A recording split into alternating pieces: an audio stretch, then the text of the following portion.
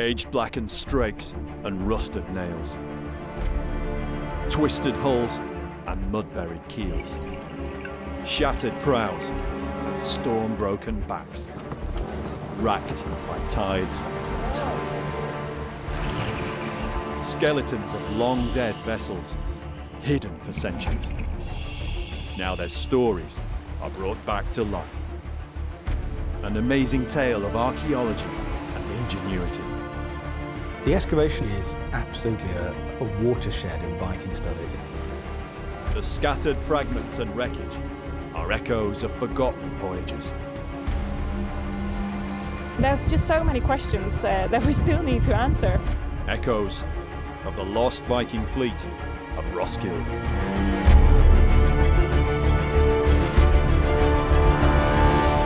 From the late 8th to the mid-11th centuries, the Scandinavian peoples burst from their frontiers almost wherever the seas could take them. Through archaeology, now we can explore the world of Viking life by understanding the realm of the Viking dead.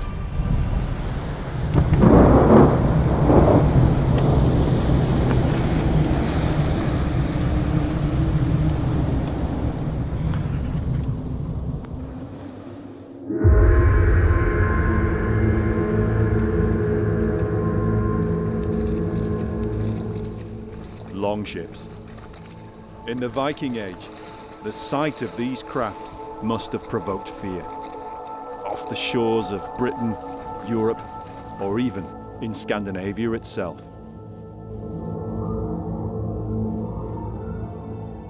Obviously, one of the things the Vikings are most known for is their ships, these amazing longships. Actually, there's lots of different kinds of them, but it is certainly true that Viking shipping technology is very good indeed, and it's getting better and better all through the centuries prior to the Viking Age and into the age of the Vikings itself.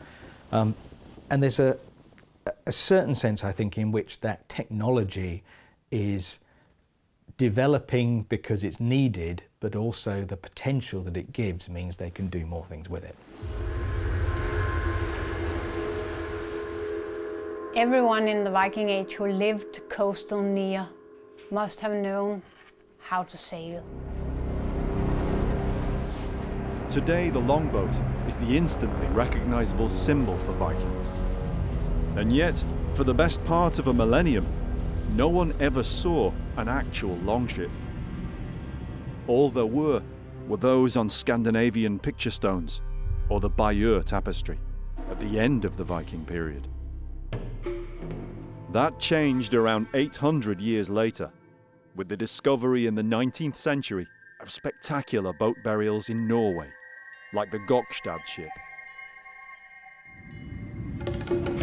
But archaeologists debated whether these boats had ever actually sailed, on the open seas at least, or if they had been specially made for the grave. Then in 1962, in Denmark, the world saw beyond any doubt Viking ships had once sailed the fjords and the seas. The waterway of Pebren at Skuldelev, 20 kilometers north of the city of Roskilde. Archaeologists embarked on one of the most innovative and ambitious rescue excavations ever attempted. It would take them 4 months under time pressure, working in the mud, completely surrounded by the waters of the fjord, and always vulnerable to the elements. But in the end, it revealed to the world not 1 or 2, but 5 real seagoing ships from the Viking Age. The excavation of the ships at Roskilde is absolutely a watershed in Viking studies. It's many decades in the past now, but it's absolutely fair to say that it transformed our understanding of Viking boat technology. It's also, of course, a really high-profile archaeological project, one of the first of its kind, actually, in Europe. And it caught the imagination not only of the Danish public, but around the world. It did an immense service to Viking archaeology and scholarship, and it's, even now, all these decades later, it's an absolute credit to its originators. I mean, when the Skuldelev ships were found and excavated during 1962, I don't think anybody could have imagined what they would mean, not only to the maritime culture of Denmark and what we suddenly knew about that, but also what it would mean for the city of Roskilde. The excavation led to the foundation of the world-famous Viking Ships Museum. They became part of a worldwide story of the Viking exploring, the Viking voyages, the raids, and the trading sails and the maritime networks of the world. And it was the first time that there'd been such a big maritime find from the Viking Age. The museum researches all aspects of Scandinavian boat building, sailing, and life in the time of the great longboat fleets. In pride of place, in the Viking Ships Hall, are the most original Viking ships you can see anywhere in the world, together in one place. They're compelling for anybody interested in the Viking Age or maritime history. And this is the first time British archaeologist Tim Sutherland has seen them for himself. Oh, here they are, wow. That's pretty impressive. I didn't expect them to be on that scale and so well preserved. It's amazing. I mean, it's in fantastic condition. Just breathtaking, absolutely mind-blowing, the amount of information you get from these ships, and they were just found just in the mud. I mean, they're really complete as well, considering they've been sitting around in a harbour for 1,000 years. It's unbelievable. I mean, the condition of some of them is brilliant. It's extremely fortunate any of the timbers survived at all, after so many centuries at the bottom of the fjord. The timbers had to be specially treated over several years so they could be displayed like this. More survived of some ships than others. The parts that didn't rot were those which had sunk into the mud of the shallow part of the fjord where they'd been abandoned. It just looks like, some of them just look like they might be 100 years old or so. You know, they're a bit rough around the edges, but considering they're 1,000 years old, and the Viking ships, I mean, finding one Viking ship at all is an incredible rarity, but considering there's 5 here, and in such good state of preservation, and different types as well. These new types of boat were among the most revealing aspects of the excavation. It gave us new kinds of ships that we'd suspected from the written sources, from the sagas. Logically, they had to be there, kind of ocean-going cargo ships, transport ships, that kind of thing. But before Roskilde, we'd really only seen the kind of classic Viking longship. And Roskilde gave us these other types. It gave us a sequence of different sorts of Viking ships. Fantastic. And all because they've sank into the mud in the bottom of the harbour and then just been preserved for 1,000 years. The upper parts of the hulls had either slowly rotted away or had been broken off by passing vessels over hundreds of years. Yet even as late as the 20th century, there was still enough material projecting up from the fjord bed for local mariners to know something was there. In the 50s, they knew that there was something laying there. In the talk between fishermen, they called it Queen Margaret ship.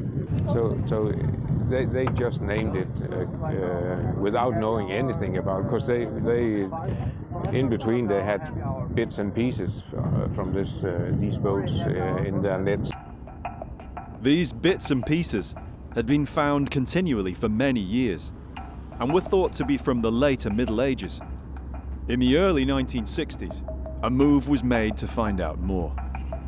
It was thought that there was some potential for archaeology, but these finds turned out not to be from the medieval Queen Margaret's time. Some pieces of timber were taken up, and it looked suspiciously like Viking ships. So they started to dive. And it was identified that it was very probably Viking ships, and that there were several of them. Elsa Rosedale was one of the team of archaeologists who uncovered them. She's one of Denmark's most respected archaeologists. But in 1962, she was a young student. So what were your first memories of the dig? What sticks in my mind is that we were part of a very important and fascinating excavation. And there was water all around, and it was a very, so to speak, watery excavation. The main challenge was the physical problem of how to excavate the timbers from the fjord bed far out into the open water. Dig leaders Ole Krumlin Pedersen and Olaf Olsen decided to use technology developed for maritime engineering. They would build a cofferdam. So when you see there the cofferdam, Yeah. and it's quite big, isn't it?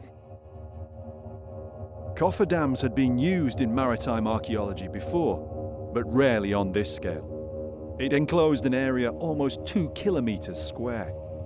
And though the channel in the fjord here was relatively shallow, the temporary walls still held back at least 2 meters depth of water on all sides. We were working from wooden bridges stretched across the dig. So we were working on our stomachs or on our knees and using these water pistols and to clean the space after we had, with our dirty hands, taken the mud and the shells and the stones up. The ship's hulls had been flattened by the weight of the mud over centuries. But also, they were covered with many stones, which it seemed had been used to fill and deliberately sink the boats into position. Because of the condition of the timber, there had to be sprinklers so to keep them wet at all times. And of course, we also got some of the water. That was why we were in waterproof. And also, the surface of the timbers was soft, while the interior of the timbers was very hard. So we couldn't use trowels. We had to use our tiny hands and to take away the mud and the shells and the stones and so on. So our fingers they looked terrible. So you were literally digging with your hands and your fingernails? Yeah. But then it was fascinating to scrape away the mud and see the beautiful timbers appear. It was hard work, but there were some perks of having your own private beach out in the middle of the fjord in summer. We sneaked away on the other side where there was a bit of sand and sat and had a beer or a drink or something and had a talk until it was discovered and we were not allowed anymore. Students. Yeah. The timbers were taken up individually and put in big plastic bags which were water sealed, and then they were put in a big dam at the National Museum Conservation Department. And then they started to do the conservation business, which is basically to replace the water in the cells with something else. Yeah. The timbers dated to around the first half of the 11th century, towards the end of the Viking Age. But the confused tangle of timbers didn't yet look like Viking ships. As each fragment was carefully logged and recorded, Pedersen and Olsen, experts in maritime architecture, began to see the shapes of different Viking boat types. They thought at first that there were 6. Yeah, table 1, 2, 3, 4, 5, 6. And those numbers still stick, except that what we at the time thought were 2 ships, that has turned out to be 1 ship, and that is the very long ship now called number 2+4. Hull find 2+4 was around 30 meters long, much longer than expected, and part of it projected beneath the cofferdam wall. It's still the longest Viking boat ever found.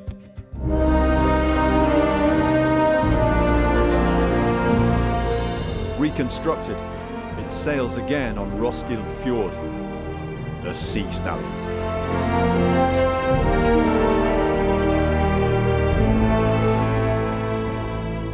Despite all the technical challenges, the dig had to be completed in just 4 months. there was a limit to the excavation because it had to be finished before the autumn storms started. Work went on apace until late summer 1962. So everybody was it was a daring thing to do the excavation and see what was preserved of these ships. Yeah, something that I think I would recognise and lots of other archaeologists would recognise. You had to be brave. Yeah. And I think sometimes you have to stick your neck out a bit because these are untried methods and untried principles and scientific procedures or whatever. And sometimes they are not quite ready or you are right at the cutting edge of this. And so I think the word brave is quite appropriate because you never know whether it's going to work or not. But it worked here. But that's a dig. That's a dig for you. She was just starting out on what would prove a long career in archaeology, but it was Elsa's good fortune to discover one of the most important and iconic pieces of ship's architecture. We were very lucky in that the stem, the complete stem of one of the a small cargo ship was preserved, and I found it. You were the first person to uncover it? Yes. Every Viking boat had 2 stems at either end of the keel. Elsa's find was the only complete one to be found. Imagine finding that. It's absolutely beautiful. 4 meters long, one piece of timber. One piece of carved timber. And now it is on the wall in the museum, like pride of place. And that was a big day. To be honest, I didn't really realize how unique it was. For the press it was, of course, especially interesting that it was a young girl of 20 who had, with mud all over, who found it. Not exactly glamorous. No. I've told my students about it for many, many years. It's memory lane. It is, but it's also very, very important. And now that is an archive in itself. After several years of conservation, the ships were eventually painstakingly put back together. And in 1969, the Viking Ships Hall opened. In the decades since, the museum has expanded to encompass its own artificial island in the fjord. It was during the construction of this in 1997 that 9 more Viking ships were discovered. There were probably old boats, left to sink in the mud at the water's edge. Conservation and analysis of these wrecks is still going on, adding to the vast amount of data already gained from the Skúldalev finds. The staff of the Viking Ships Museum, many of whom are volunteers, are all passionate about their work here. If you once come in the door at this museum, you will stay here and study these beautiful ships. Their unique spirit is partly fostered by the bonds that grow from not only studying, but also sailing Viking boats. It's training day at the Viking Ships Museum, and we've been granted special access. Today, around 60 men and women will sail the flagship of what's now a fleet of reconstructed Viking boats. Many of them have crewed Sea Stallion all its sailing life, going back a decade. But new members have to be brought up to speed. This is just a one-day sailing, and we are sailing in Roskilde Fjord outside the museum, and we go to a little bit more bigger waters. In fact, these waters are very near where the Skúldalev boats were sunk 1,000 years before. On board we have, as you can hear, the skipper who's giving all the orders. We have to do what he wants us to do. When we hear the orders coming from the skipper, you'll hear an echo at the midship.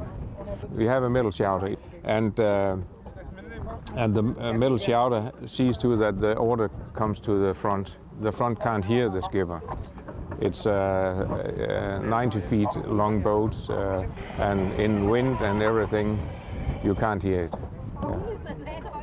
And we have a lookout in the front. The experienced crew have a wealth of knowledge for the new crew members to pick up on. When you're new on the Sea Stallion, you go through a learning phase where you start by looking into your job, the rope that you're pulling, and understanding what you're doing on that specific task. And then at some point, when people have sailed for a while, they start looking up.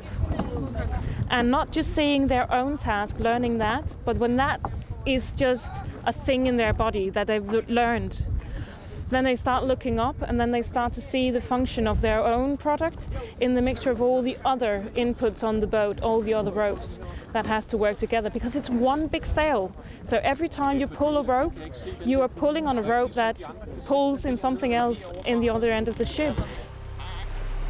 Like Karen and Ivan, Vibeke Bischoff is also a former skipper of Sea Stallion. She's chief of the museum's boat reconstruction team. It's her job to bring boats like the Sea Stallion back from the grave. I like boats and I like sailing. And if you sail a boat and it doesn't function or doesn't maneuver well, then it's no fun.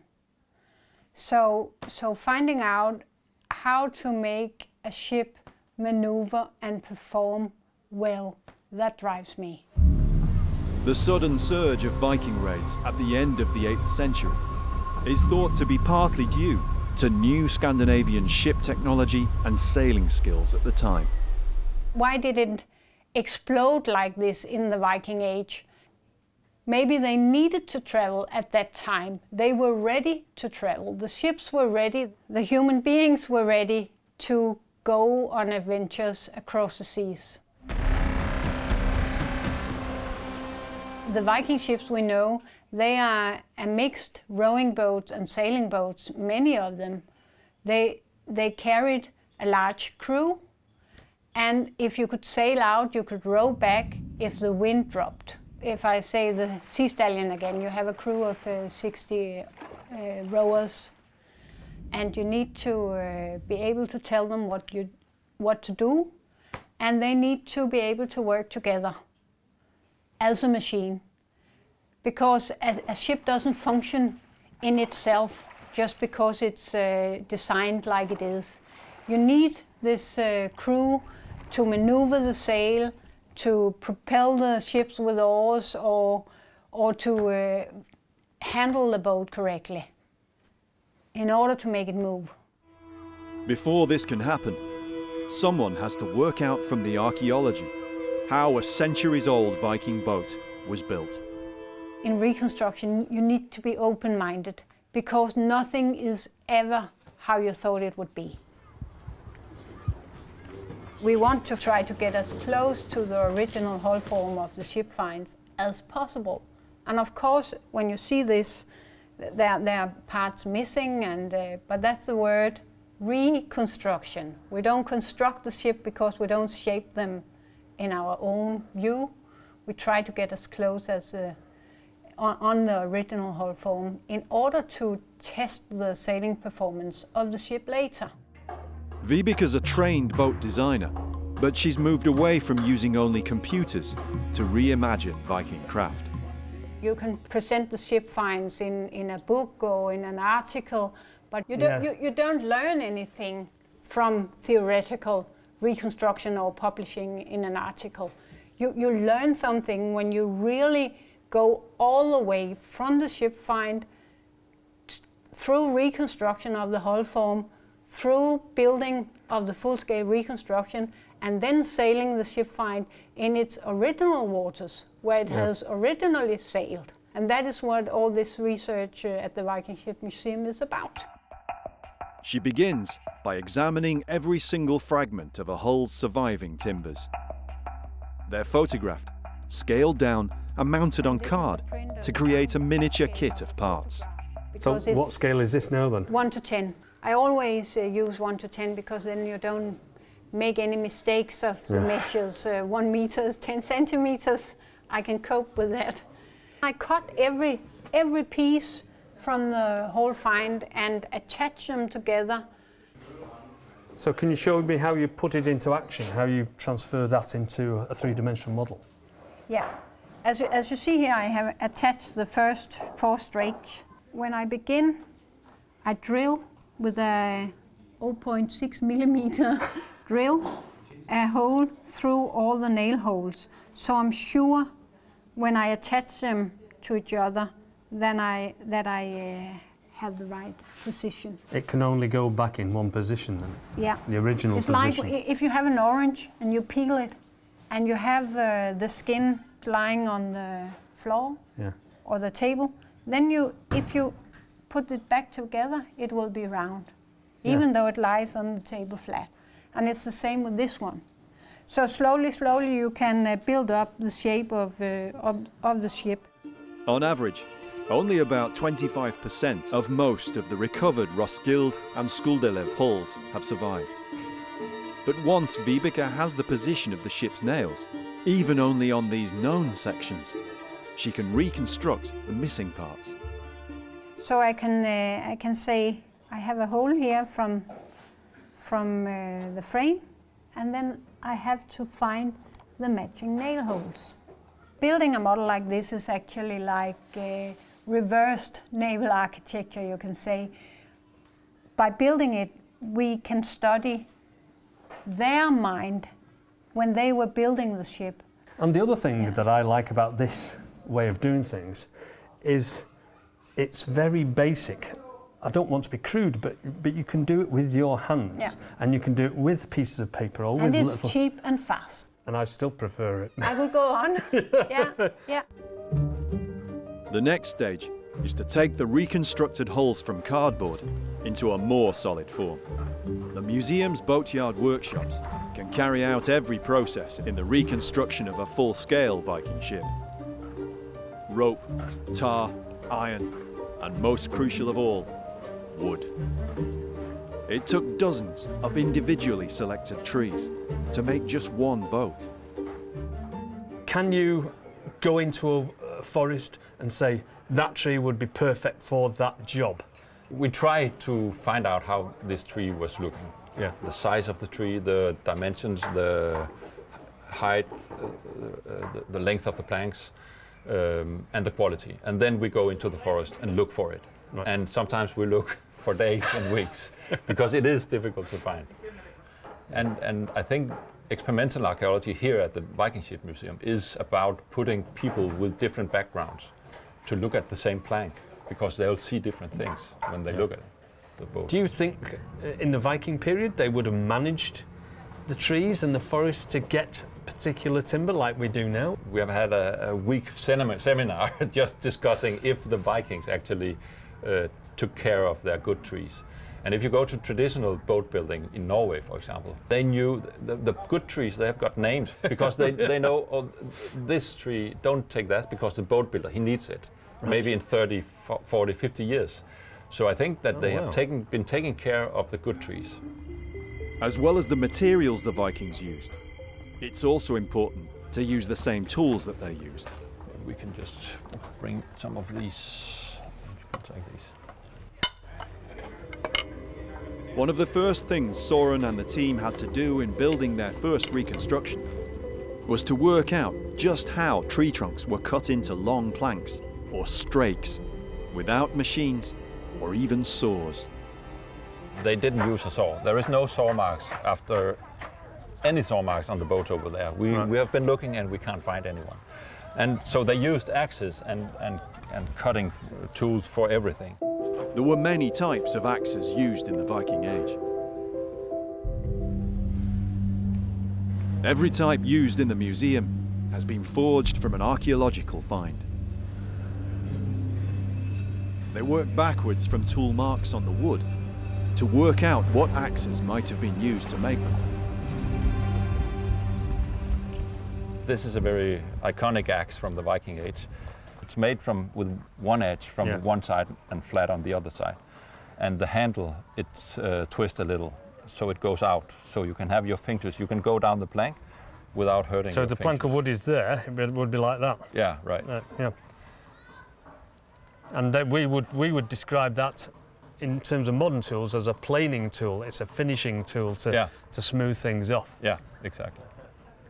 This is an iconic shape from the Viking period. I've seen lots of illustrations of Viking axes. I've actually seen lots of these in museums.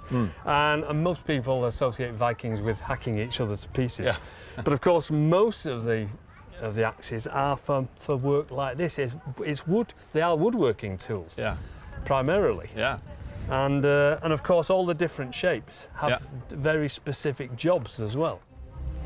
From cutting the tree down, through cleaning the bark off, and finally preparing the planks and strakes, various types of axes are used. The last job is to use the broad axe, because it's like we talked about. It's not doesn't care about what you do. Then it gets. It doesn't care about your leg either if you miss it. No, that's right. I've never cut my leg, so don't say that. Don't say no. Sorry. You want to try?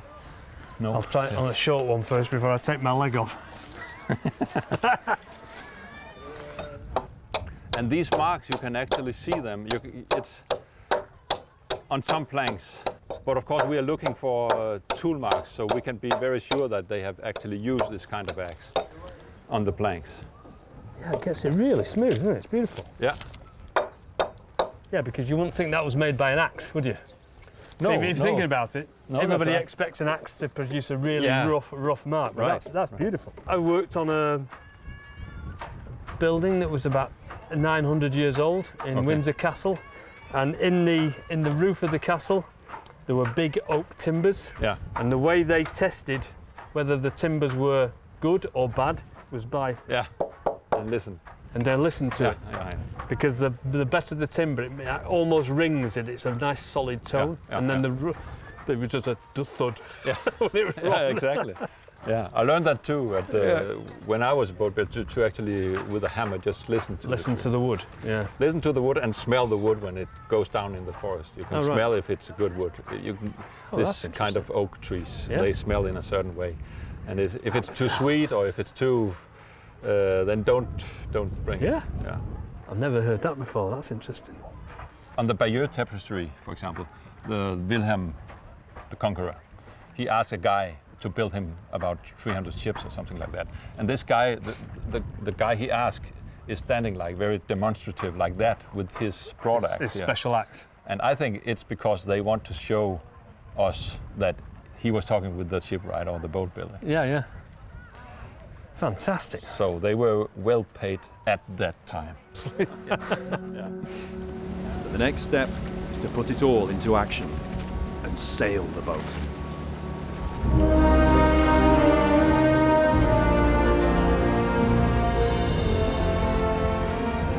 Sea Stallion has reached the open water, ready for sail training for the new crew.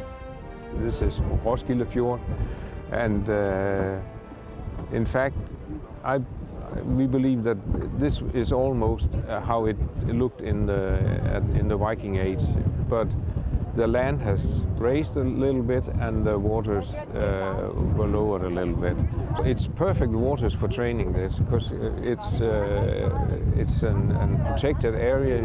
It doesn't. Of course, the wind can come here and it gives us some challenges, but almost never high waves and so here. So it's to take out some rookies to learn. This is perfect. While the new faces get used to being at sea in a Viking boat, the experienced crew members keep a watchful eye. It's in the blood. Moving around the boat, constantly keeping an eye on the trim, that's just it's a bodily thing for me. I can't sit still when I notice the boat going a bit that way. It's an irritation in my stomach if we're not lying correctly in the water. I usually say that I sail with my ass, because I feel it in my ass if we're not laying correctly in the water. If the sheet is too tight, I can feel it saying. Dendroanalysis of the wood used in the Skulderlev boats revealed that they were all probably built in different locations and at different times. Sea Stallion was built in Ireland, and so certainly crossed the North Sea at least once. The ships would have sailed different waters. So in the inner waters of Denmark, the waves have a different capacity than the waves in the North Sea, where the Norwegian ships would have been sailing. And the waves around the coast of Ireland and England, for example, going around Land's End into the English Channel, are completely different from that. So you need to build a boat that fits the waters and the waves that you're going out into. Sea Stallion has very particular characteristics in its design. This is a boat with room for 60 people sitting rowing. On a trading ship, you wouldn't have these many thwarts in the boat. You wouldn't have oar holes. You wouldn't be able to row it. So based on the archaeology, you could say that this is a boat for transporting troops, basically transporting men. But that's not to say that you would have been rowing the boat all the way to England or Ireland or anything. Would of course have been sailing as much as you can. Sailing the reconstructed boat gives the crew valuable insight into the logistics and planning that went into any seaborne expedition in the Viking Age. Every time the boat sails, new knowledge is gained, and all of this is fed back to the museum.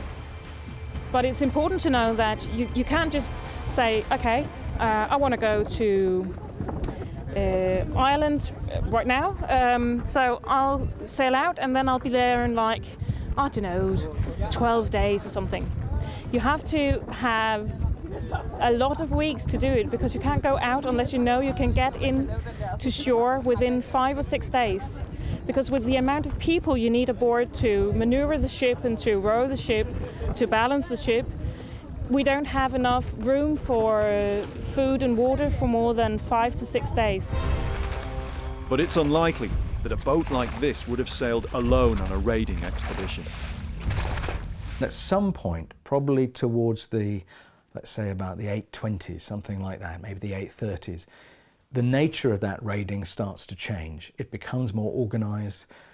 The forces of Vikings get bigger and bigger. And one of the things we're seeing in the archaeology now is confirmation that the descriptions of the scale of this raiding, when you get into the 800s, first dozens of ships and then hundreds, does seem to match the archaeology that these Viking forces have left behind them. In other words, we really are dealing with massive Viking forces.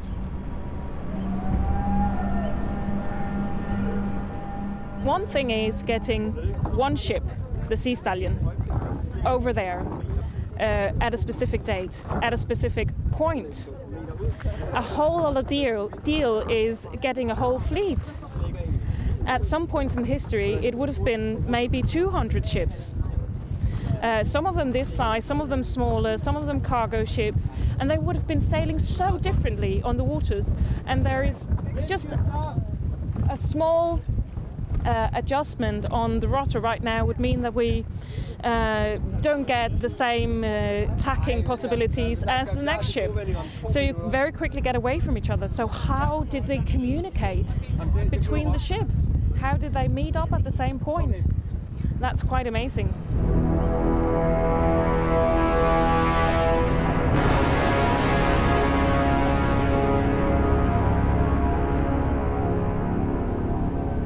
There's just so many questions that we still need to answer on how they did that. And we move to the other side. Because it's so light and we only go about a meter into the water. This is a boat that you can sail up on shore without it breaking or anything. So coming up to a place that you want to plunder, you could lay down the mast behind a hill or something, and then come out of nowhere rowing up on shore.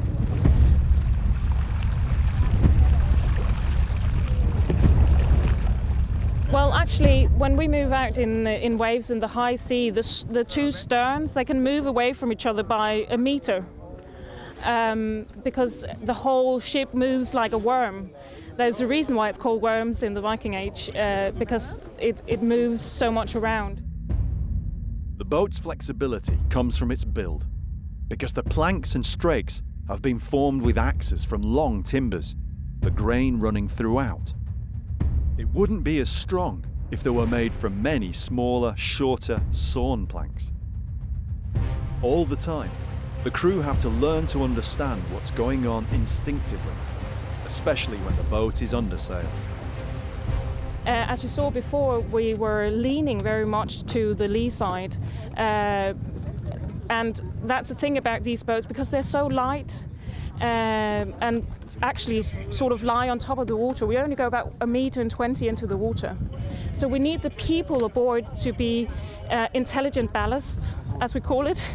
We need people to think for themselves that now the boat is starting leaning to this side, I move up to the other side. If we were only 30 people aboard instead of the 60 that we are right now, then we wouldn't be able to balance the boat with this wind, with this much sail. So we would either have to reef the sail really much, or we wouldn't be able to sail in this weather. So yeah, it's really important that we are enough people aboard. Whether they're ballast, hauling a rope, or pulling an oar, each crew member has less than 1 meter of personal space in the boat. Above all else, they have to learn to work together. It's social skills, really, that's the key point to surviving on this ship. You can learn to sail it quite easily, I think, if you've just got a bit of a knack of being outdoors and pulling on a rope. But the social skills. Yeah, you know this expression that we're all in the same boat? If you sail in a boat and you have rough conditions and you sail for many days or many weeks, we're in the boat together, so you're depending on each other. So you make friends with the crew, because you need to work together or nothing will function. In sailing the reconstructed boat, the Viking Ships Museum team has perhaps also recreated something of the spirit that was needed to live and work aboard these vessels almost 1,000 years ago. The boats themselves have a limited working span in the water, just a few decades. But the experience, the comradeship, and the spirit of people working together like this in the Viking Age must have lasted lifetimes. The lifetime experience of being in such a tight-knit community, the intimacy of the crew, the fun of going out into difficult situations with other people, pushing yourself, and drinking good beer in the harbour, and all that, the social world of it. It's also having a focus on what am I doing? How am I participating right now? But it's not either just a one-man thing at all.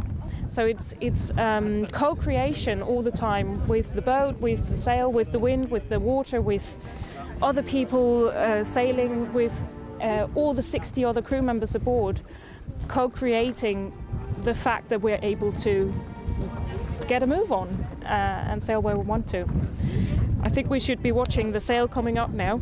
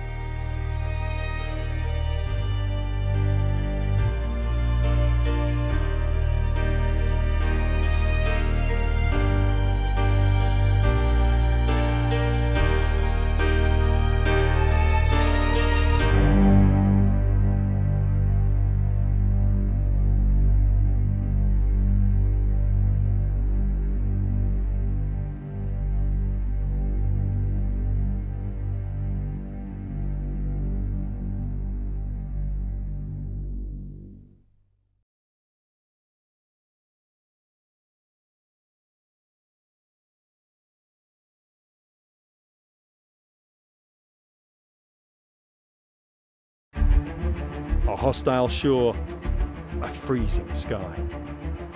Over salt-bleached dunes, sentinels watch out the sea. The fallen, long forgotten. The nature of that burial is like nothing we've ever seen. A mission, a sacrifice unremembered. A sea road to the stars, eternity the sky. Ships of the dead on their final voyages. I can think of worse places to spend eternity in. Beyond the boundaries of the Viking world. If you find something very special, it's history changed like this. The ones who went before, left to history in the Viking burial ships of Estonia.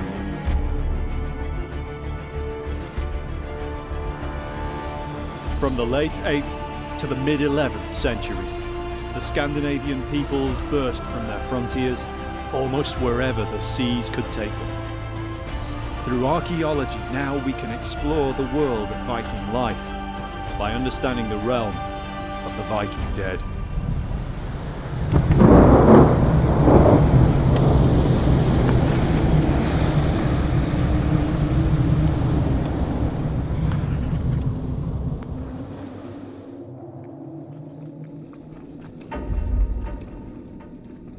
History tells us the Viking Age began with the traumatic events in northeast Britain in AD 793. Scandinavian ships were not unknown around the coasts of England. They were maybe a welcome sight, bringing trade goods and news from across the North Sea. But when a famous Christian monastery was suddenly sacked, that all changed. Shockwaves went through not just Britain, but across the Christian world. So the page turns and a new period begins. But did the Viking Age really begin like this, so abruptly? The classic start of the Viking Age has usually been taken to be the raid on Lindisfarne in 793. But that's a very artificial way of viewing what at the time obviously was just life. We invented the Viking Age. No one woke up and said, blimey, the Viking Age tomorrow. While perhaps not overnight, the change did occur over just a few decades in the late 700s. The few records we have show a steady increase in raiding, until in the 800s, the upsurge is so great that we define it as a new age of the Vikings. But as so often with history, the edges of these ages are blurred. Scandinavians didn't just appear out of the blue, like a previously unknown culture. Evidence in archaeology and literature, epic poems like Beowulf, suggest Scandinavian influence in Western Europe and elsewhere, centuries before the year 793. It's clear that Scandinavians are visiting England, visiting the West, long, long before the Viking Age. What is changing there is that these familiar people are coming with violence rather than with goods to trade. The question is why? There's no one single answer that explains why Scandinavians started to move out into the wider world. As ever though with human history, it was a confluence of push and pull factors. Things that forced and things that drew people. Above all, when we think of Vikings, we think of their raids for loot and plunder. But in the early part of the age, they didn't really have a coin economy as such. It wasn't about the cash itself, but what it could get you back home. The Vikings are not just the people in those longships. They're a whole culture back in Scandinavia. The raiders are part of that. They're part of a way of life. And the reason they're doing the raiding connects to that way of life. It may be that they're trying to improve their social prospects back home, to buy a farm, to be able to afford to get married, things like that. Some of those people are going abroad and trying to change their fortunes. Some of the people are fueling that process at home with the proceeds of what they bring back from abroad. In 2008, an archaeological discovery reinforced the idea that these migrations had been going on long before the Viking Age, with startling evidence. It was the chance find of a grave. with Viking artefacts. And the ship, a Viking longship. But this find wasn't in Scandinavia. We know the land now as Estonia. Salma, on the island of Saaremaa, off the Estonian coast. It was almost too good to be true. The skeletons and artifacts here seemed for the most part very well preserved. Vikings buried with their swords, with the remains of their vessel. News of the discovery spread around the world. Archaeologists like Tim Sutherland were immediately captivated. It's boys' own stuff, it's Vikings, it's ships. You've got Viking warriors, you've got Viking swords. Finding all these things in one location, just below the surface, just ready to be uncovered. It's almost the stuff of dreams. Tim's come to Estonia to find out for himself about the finds and the archaeological project to recover them. He'll attempt to discover more about the individuals who were buried there centuries ago. Boat burials are one of the icons of the Viking Age and the centuries before. They're rare and always important archaeologically, and this one certainly stood out from other excavated examples. I'm interested in ship burials anyway, so I was excited about that. I think the thing that caught everyone's attention was the number of bodies on board. Before the first boat, the smaller one, was discovered, I think the largest number of bodies buried at the same time in a boat was 4. At Salma, there were 7 bodies, in itself the most ever found in a ship burial. And later, that number would increase. This was just the beginning. It's truly astonishing. The nature of that burial is like nothing we've ever seen. Geology and soil always affect archaeology, especially in the preservation of bone and artifacts. At Salma, the boat itself had completely disappeared. At first, the archaeologists had no idea there'd been a ship there. It was only when they discovered patterns of small iron finds.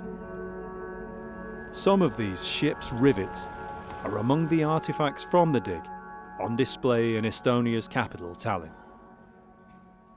I mean, if you look at the ship's rivets, or the nails, the pieces of iron that held the boards together, they're in fantastic condition. You can actually see the heads of the rivet where they've been hammered over. You can see where the nail has been put through a washer and that's been hammered over.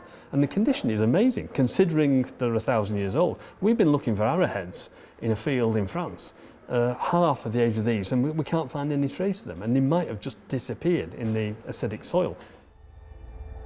The Salma dig was in sandy soil near the shoreline with low acidity.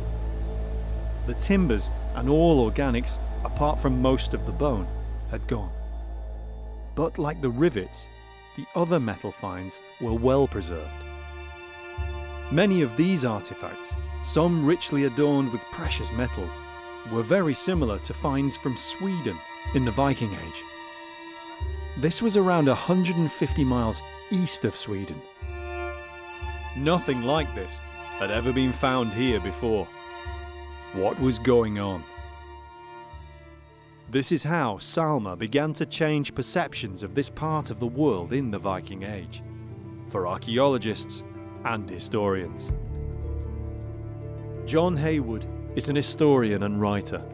He travels and lectures widely in Scandinavia and the far north. It's through archaeological finds that you begin to be able to place Vikings in places that we didn't know they were, and in many cases at times that we didn't know they were there. When the Salma finds were carbon dated, this is exactly what happened. The artifacts and bones couldn't have been from the accepted Viking Age. This is a find of basically a burial of 2 ships full of Viking warriors that dates from around about the middle of the 8th century. And that is about getting on for half a century before we conventionally think about the Viking Age even having begun. The find's dated to approximately 750, or even as early as 700 AD. Vikings, before the Viking Age.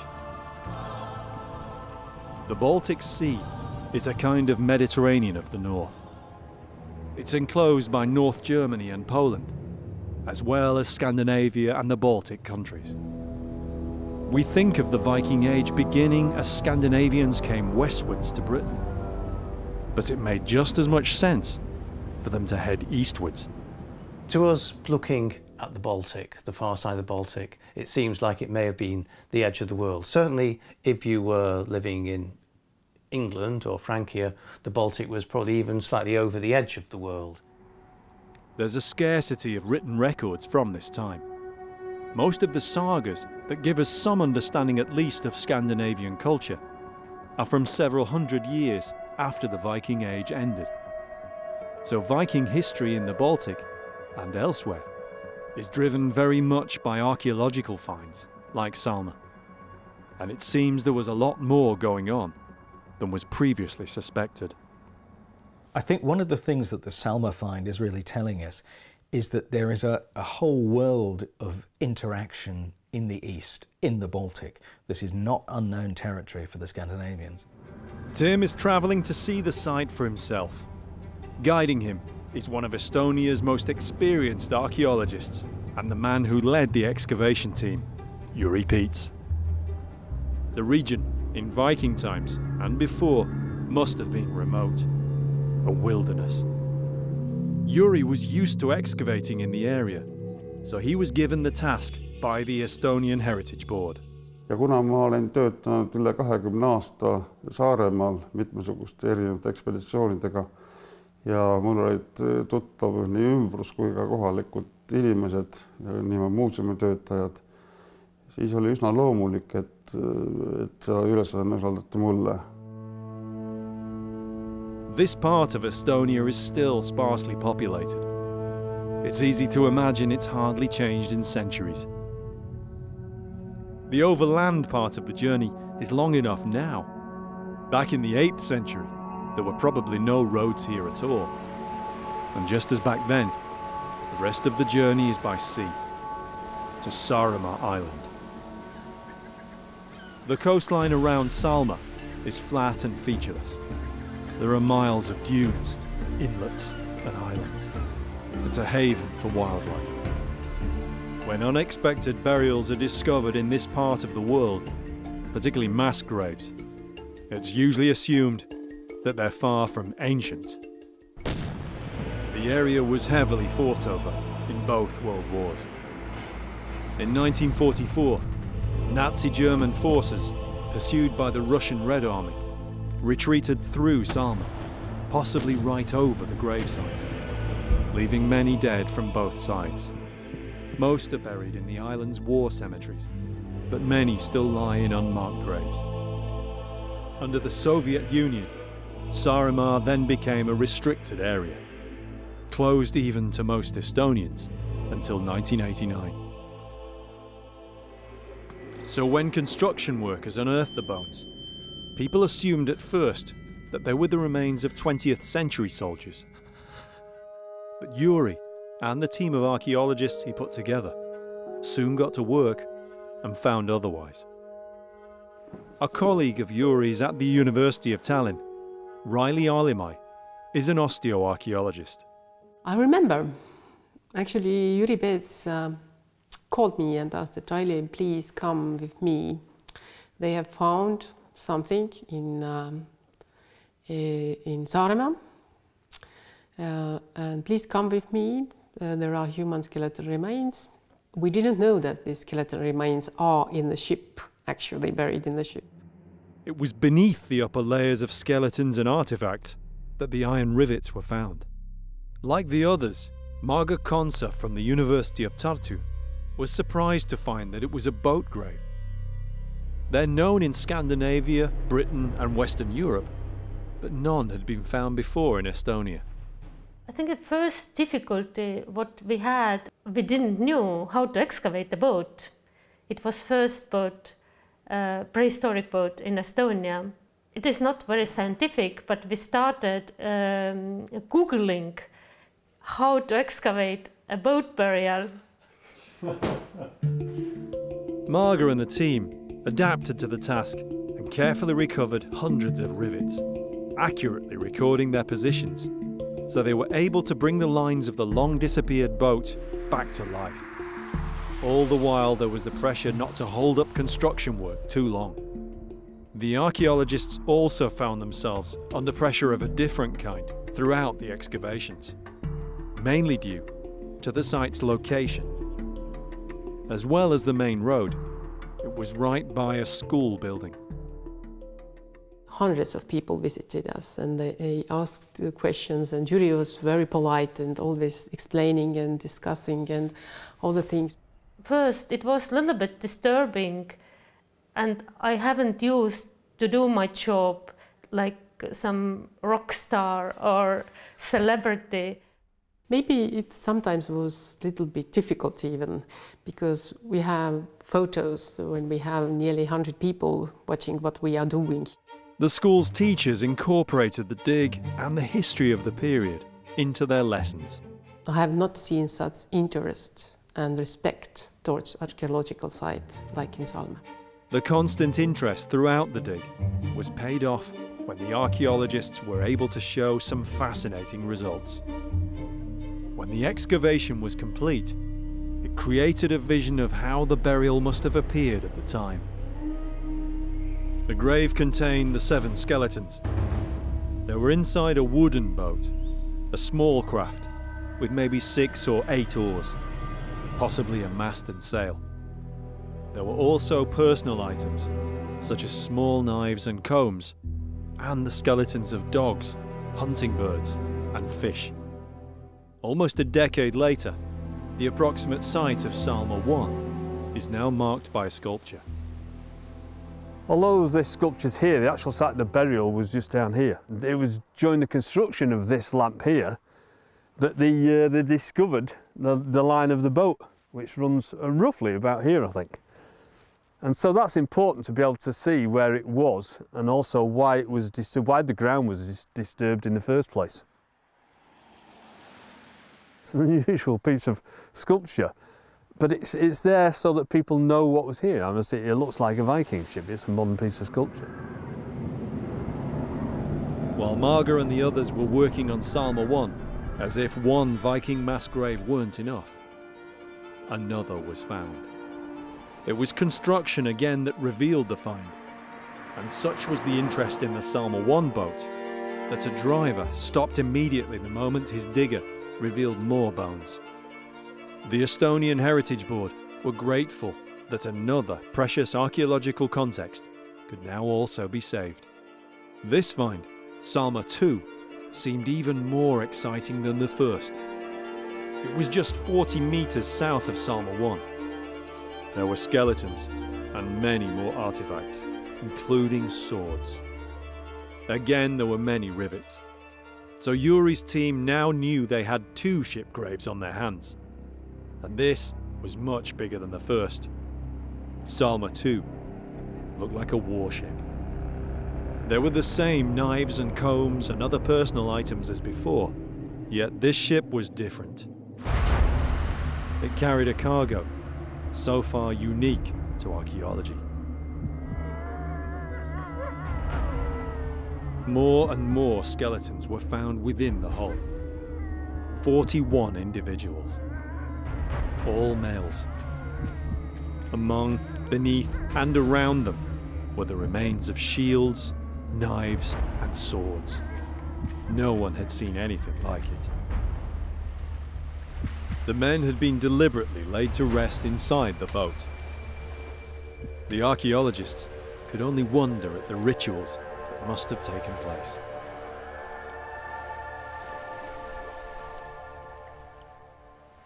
For me, as someone interested not only in boat burials, but particularly what we call mortuary behaviour, what do people do at a funeral? The funeral rites at Salme are utterly amazing. You have all these guys piled up in a mound of dead men, lots of birds and fish and dogs, really quite odd things, at least the birds and fish, to deposit in a grave like this. In all, both boats took more than 2 seasons to fully excavate. It was a surprise to everybody that Salma II was even closer to the school, just meters away from it. Somehow the grave had gone undiscovered, even when the school was built. For Yuri, Salma II was much more complex to excavate than its forebear, Salma I.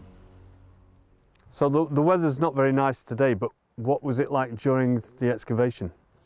No üldiselt oli meil ka selliseid halbasid ilmasid, eriti sügise poole, kui ekspeditsioonid läksid pikale venisid. Not only is it a multiple grave, but also it is in a ship. So what was it like when you first found it? It must have been an incredible feeling. Ja see oli kindlasti väga selline tohutu üllatus oli. Kõigepealt me ei uskunud, et siin üldse laev siit välja tuleb. Ja siis muidugi jah, sellega koos tuli ka siis muidugi selline tööpinge ja kaevamise muutusid selliseks väga täpseks ja korralikuks. The school children saw daily the ship's cargo of the dead emerging one by one from the sandy soil. Ja üks põhiline küsimus oli see, ja imestus oli, et kui ilusad valged hambad nendel on. Not only bones, but swords and other weapons littered the grave. Some were decorated with precious metals and even jewels. One of the problems is the question of security, because obviously if you are excavating over a long time, you have things in the ground that you need to leave in the ground. Obviously, there is a ship full of Viking swords. No me elasime siin kõrval ja üldiselt me pidasime kaevamist kogu aeg silma peal ööpäeva ringselt ja meil oli väga valvekoer oli. Napoli mastiff ja see oli argument. I just picture that.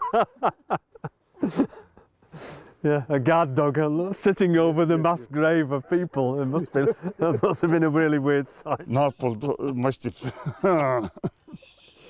And from what we can see here, it is so lucky that the site survived, because there are electric cables running through it and there is a road running through it. In fact, the excavation revealed that Salma II had had narrow escapes even before the school was built. A Second World War soldier's grave was dug right by one side of it, and there was a bomb crater on the other. It was as though something had wanted the grave to survive for posterity. But what did they learn about the site back in Viking times, when the men were buried here? So at the time of the excavation, was it very similar to it is now? Obviously there is a school behind us, lots of trees and the roads and everything. Was it very similar then? Ma ei usu, et sel ajal, kui siin toimus see sündmus, Salme sündmus toimus, et sel ajal siin puid kasvas. See oli ilmselt lage rannaäär ja siia lihtsalt tõmmati laevad siis mingil põhjusel randa ja võib-olla nende võrdluses peeti siis lahing maha. With no evidence, it's hard to be sure what happened. Perhaps the boats had put in here. They could have been part of a small fleet, traders, or a raiding flotilla. Maybe there was an outpost or settlement here. But something befell their crews. When all the finds underwent recording and conservation, it was clear that there was strong contrast between the two boats, and not just in the numbers of skeletons. There are not so many artifacts in the first boat. And when the second boat was found and we had the opportunity to compare the artifacts, it's quite obvious that they are different kind. In the second boat there are lots of higher status artifacts, but they are not present in the first boat. It could be that there are social differences between those men. It looked like the smaller boat was for the servants or attendants. So who or what were the higher status men in the larger boat? Perhaps the artifacts they were buried with can provide answers.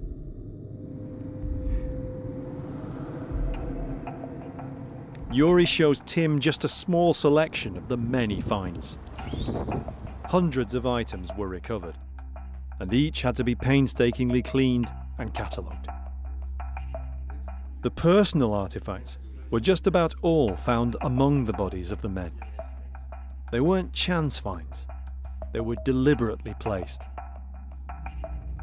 Almost every individual had a comb made from bone, sometimes ornately decorated, and every man had a small knife. By far the most numerous personal artefacts, though, were gaming pieces. There were more than 200. How many gaming pieces were in a set? In set, it's a different number. And its game is Nefatafel. It's a central figure in this was king. Right. So it's slightly like chess in that there is a king piece. Yes. And the aim is to attack the king. Yes. Nefatafel was a board game that travelled wherever the Vikings travelled. Like chess, it was a game of strategy. And it was obviously important to either the dead or the men who buried them, or both. The object was for one side to try to capture the king, while the king's defenders had to try and help him escape. The most distinctive piece, then, was the king piece. These look to me as if they have been turned on a lathe. They put it on a lathe and then they've put it in lathe and grinded it and polished. The artifacts certainly seem to build a picture of the culture in which these men lived. Whatever their rank in the hierarchy, this was a warrior society. Strategy, skill, guile and strength were all prized attributes. We tend to think of gaming pieces as a rather elite kind of object. They're a sign of, almost like a sign of intellectual pursuits. You have the leisure time and you have the brain power to play strategic games. At Salma, the gaming pieces are mostly just strewn over the dead. There's several hundred of them. And we can picture whoever it is that's burying these guys, almost like sowing seeds. They're just strewing the gaming pieces over the bodies. Presumably the bodies of their friends, people they knew. It's quite a scene. There was one gaming piece among all the others in the burial that's still the subject of much debate. In the centre of the pile of dead men, there's one particular body that doesn't really have gaming pieces on him, except for one, and he has the king piece, and he has it in his mouth. We shouldn't really speculate what that means, but you know, it certainly stirs the imagination. When it comes to the artifacts from the site, it's impossible to see past the other items buried with each man. The swords. They're a classic double-edged Viking swords. Large, single-edged langsaxes, and shorter, machete-style scrammus axes. Obviously they're a kind of iconic object for the Viking age. They're the thing that every proper Viking ought to have and so on. But I think before Selma, we'd never really imagined that everyone on a mission like this might have their own sword. There are literally more swords than men. It's also interesting how they're buried. Not all of them are buried in the same way. So the single-edged swords are placed with the hilt down. And then if we look at the double-edged swords, they've been bent up, they've been burned, we sometimes say that weapons are killed, weapons are deliberately broken. This isn't unique to Salma. It's common in Viking burials. But rarely, if ever, is it seen on this scale. It points to some kind of meaning in the burial ritual. There's been a lot of speculation about what that means. Are they killing the weapons because they're accompanying someone else who has died? So must the objects die along with the dead person? Is it a way of making them usable by the dead in the next life, where they're going? Or is it instead a kind of protective measure for the living, so that the dead don't return and annoy you? I suspect that this neutralising of the weapons is a protective measure, but we can't be sure. The gaming pieces, the personal items, the higher status men in the larger boat, lower status in the smaller. It's a glimpse into a very structured society. What of the dead themselves? Analysis of all the bones is still ongoing, but some evidence has already been found about what might have happened. And what kind of men some of them might have been. We're surrounded by some of the Sama burials. I mean, did you know how big it was, or was it just the top skeletons you could see initially? At first we saw the top skeleton, 6 skeletons, but then we cleaned around the area and we saw skulls one by one appearing up. Most of the skeletons in Salma 2 were found compressed in one area of the boat, ahead of where the mast would have been, almost like a cargo. Riley and the team had to gain an understanding of the complex and compact space that they were excavating. So there are a lot of artefacts, there are obviously lots of skeletons, and they're all mixed up. But in order to record all that, you need a lot of detail and lots of different people who have different specialities. You're the archaeologist. So how does all that work in terms of putting it all together? For me, it was the most important to get overview how the bodies have been put into the ship and how they are placed and how they relate to each other, and that's why we used GPS. By carefully logging the position of each skeleton, Riley was able to create a 3-dimensional record of the grave. From the way the bodies had been placed in the grave, Riley soon formed an impression of the dead. Perhaps a clue to who or what they had been. It's like a military burial. It's very regular. They are buried in layers. It's almost like a formation, a parade order, a hierarchy. Or, simply stacked in layers, a ghostly cargo. It was evident from early on that these men hadn't died from natural causes. You've said that there is lots of evidence of skeletal trauma. Can you show me some of it? Yes, there are. For example, this skull has multiple trauma. Right, so that's quite obvious. So that's one there. So that almost looks like a stab. It's almost in the shape of a sword, isn't it? Yes, might be. But that one looks more like a slice. I've seen quite a few skulls with trauma on. So to me, that looks like a long blow that's gone into the side. And in that respect, they are typical sword wounds or axe wounds. And in cases of Rwanda, where they're using machetes in the 1980s, you get exactly the same trauma on the skulls, which is really disturbing considering it's a few decades ago. Whatever happened, it was brutal. Around half of the skeletons, where bone has survived, show trauma. This and other evidence enabled Riley to come to know skeletons as individuals. 2 in particular stood out, both from Salma 2, the higher status men.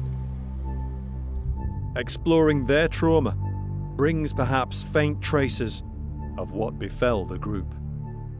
The first lay only just beneath the surface. Broad and strong, probably in his late 40s. He was on the very top layer of the grave, as if standing sentinel over the rest. The first thing I noticed was his right arm. Yeah, I can see. There's something very distinctive about this one then. It has multiple cuts. It's chopped into pieces. It literally chops into pieces. Yeah. The man had been in a serious fight, and it was the last he ever fought.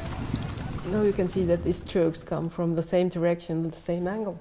Yeah, it's 1, 2, 3, isn't it? That definitely looks like somebody's hacking at somebody like this. So somebody is attempting to disarm him in the most graphic way possible, and that is to chop his arm off. Then he was put back in the grave with the sword in his hand again. Yeah. Very weird. That is fantastic. And this wasn't all. Riley found the skeleton was covered with weapon trauma. It's as though the individual was first wounded, then overwhelmed. So that's the back of the lower foot. Yeah, this is left foot. So somebody has slashed at a foot. It would really hurt, but it wouldn't really disable them, would it? No. Painful, but you could walk. You could still fight. He's got wounds to the feet, he's got wounds to the arm, and he's got wounds to the head. Are there any other wounds on him? It seems he took everything that was thrown at him, but still they had to be brutal to finish him. It does look like somebody's tried to decapitate him. Yes, but because he was very robust, they didn't manage. So they've chopped into the neck, but it's not... But they didn't manage to decapitate it. It's hard to be sure, but the wounds don't seem random, as if received in the chaos of a large action. There are so many variables, that it's though this man was surrounded before he was overcome. I'm suspicious. I don't believe in anything at the moment, but I think...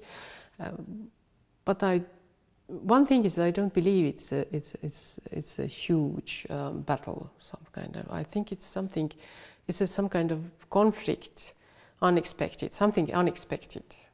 In my opinion, they were not prepared to something. Further clues in the grave hint that the man was regarded with respect, at least by those who buried him. This person is now incapacitated and somebody's attempting to take his head off. And they put the head back. And they've put the head back. That means in the burial. That is somebody who is trying to treat these people with the ultimate respect, because they're trying to make them whole again at the time of burial.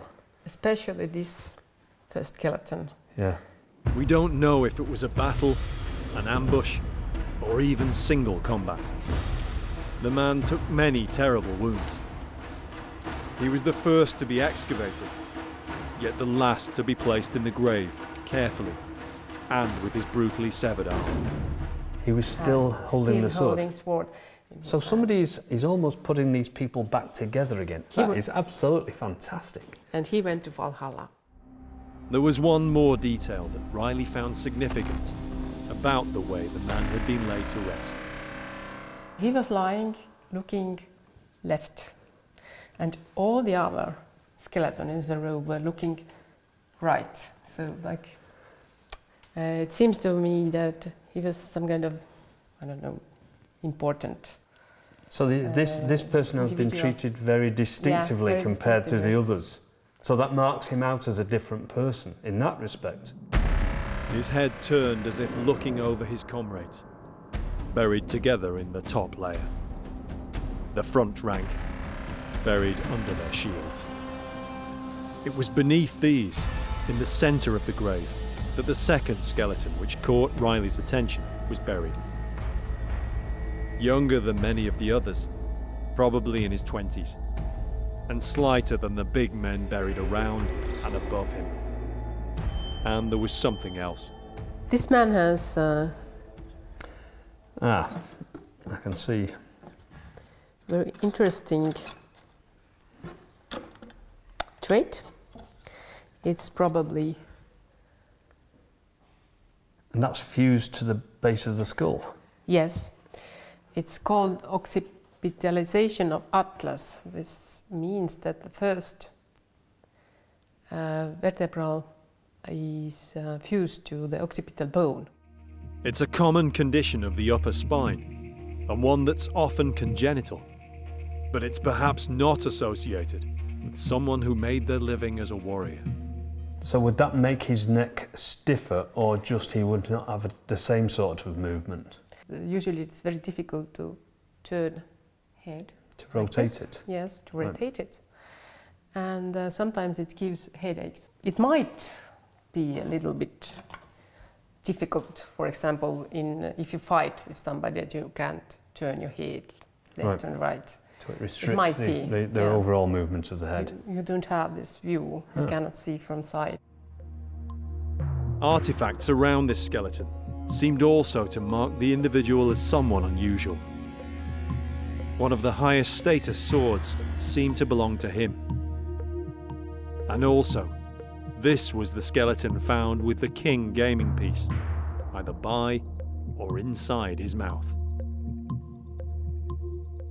This is one of the questions about this grave, isn't it? Is where the gaming piece was in relation to his mouth. And it was a king piece. It was the most prominent piece. Yes. Right. Yes.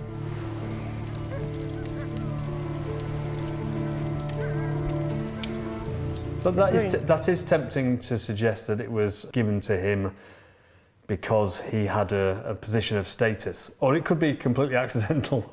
I could say it could be accidental also. Yeah. Because sometimes this kind of small items move in the grave. It was covered like a carpet of gaming pieces. In this area, a lot of gaming pieces were found. Yeah. This was not the only one, so that's why I think it might be accident also. Yeah. But it might be intentional also, so it's difficult to say today. Was it chance? Or perhaps intended? The only way of marking him out for sure to the recipients in the next world. Scandinavian folklore, the Valkyries. 2 individuals among more than 40. One older, probably a soldier, perhaps a defender, singled out in a position of honor in the grave, as he was in life, perhaps in duty.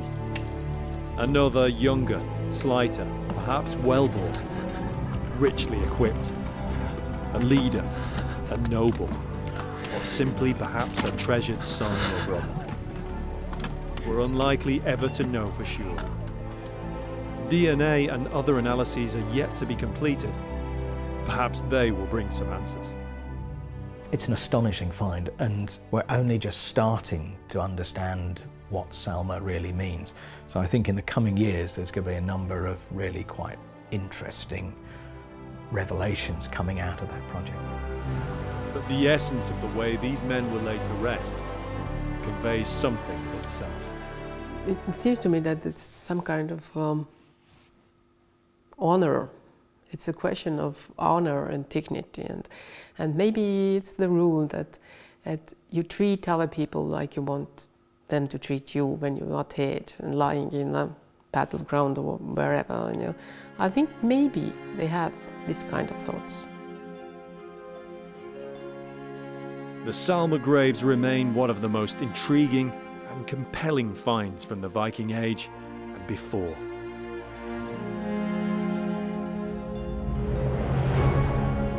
These people were buried with honour and with the respect that the people who buried them thought they deserved. And it's not a bad place to lie, is it really? The men who were buried on that remote, sandy shore were among the first of the Viking dead. Those men buried in Salma, they will live in eternity.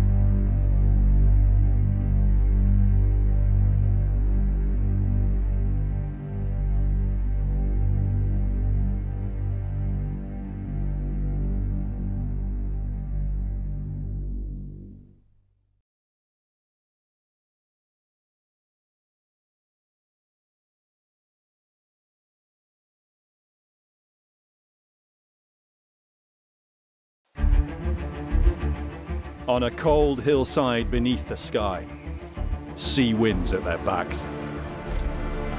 Fire, horror, and fear.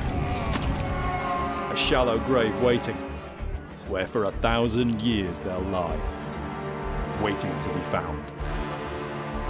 Now teeth and bone tell the stories of souls, of men long dead and a long way from home. It's almost as if these people have been butchered. The mortal remains, together in death, we did have complete bodies, minus the heads, of course. Their secrets lost to the world. Got the impression of very messy, botched attempts at removing their heads. Uncovered at last, the secret Viking grave of Ridgeway Hill.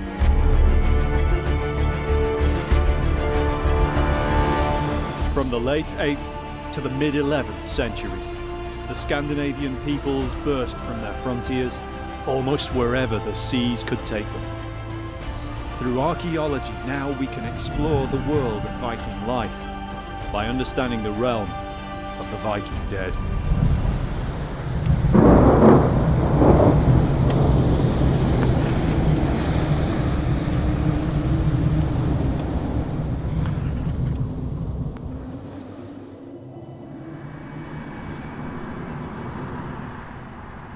The landscape of Britain is a blanket beneath which many secrets lie. Archaeology shines a light into this darkness by planned expeditions and surveys.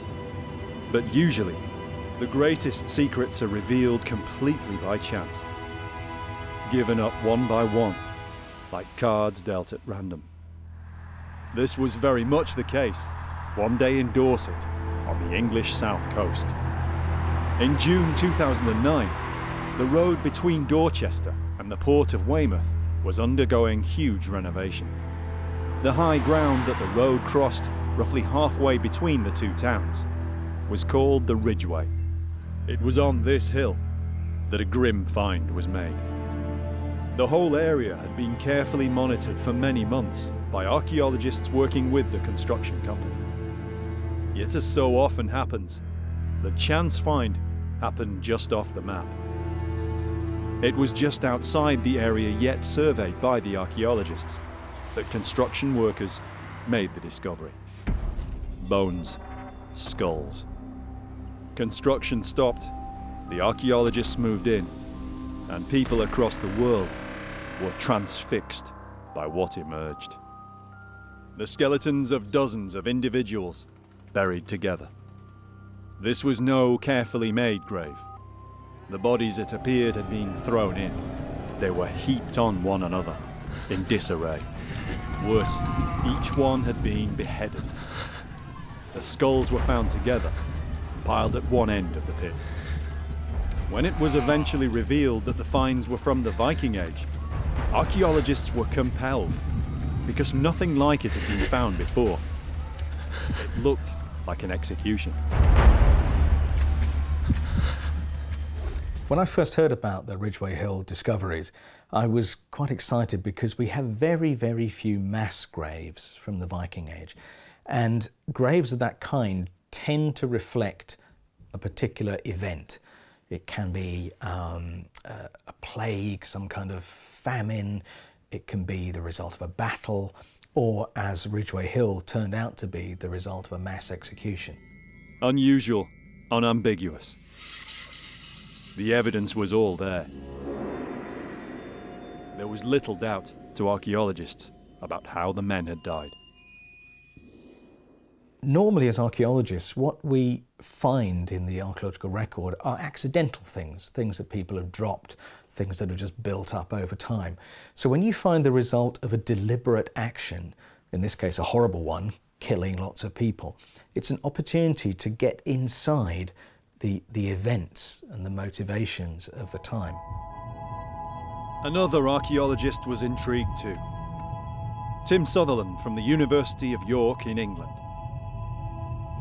He's had his own experience of a mass grave from the Middle Ages, but that was from the Battle of Towton in the 1460s, the late medieval time. Before Ridgeway Hill, no one had seen a mass grave on this scale from the Viking Age. So now Tim wants to find out more. It's going to be a journey as he attempts to uncover all there is to know about the excavation and the story of this amazing archaeological discovery. Investigating the records of the excavation, he'll unearth the remains of a classic archaeological detective story.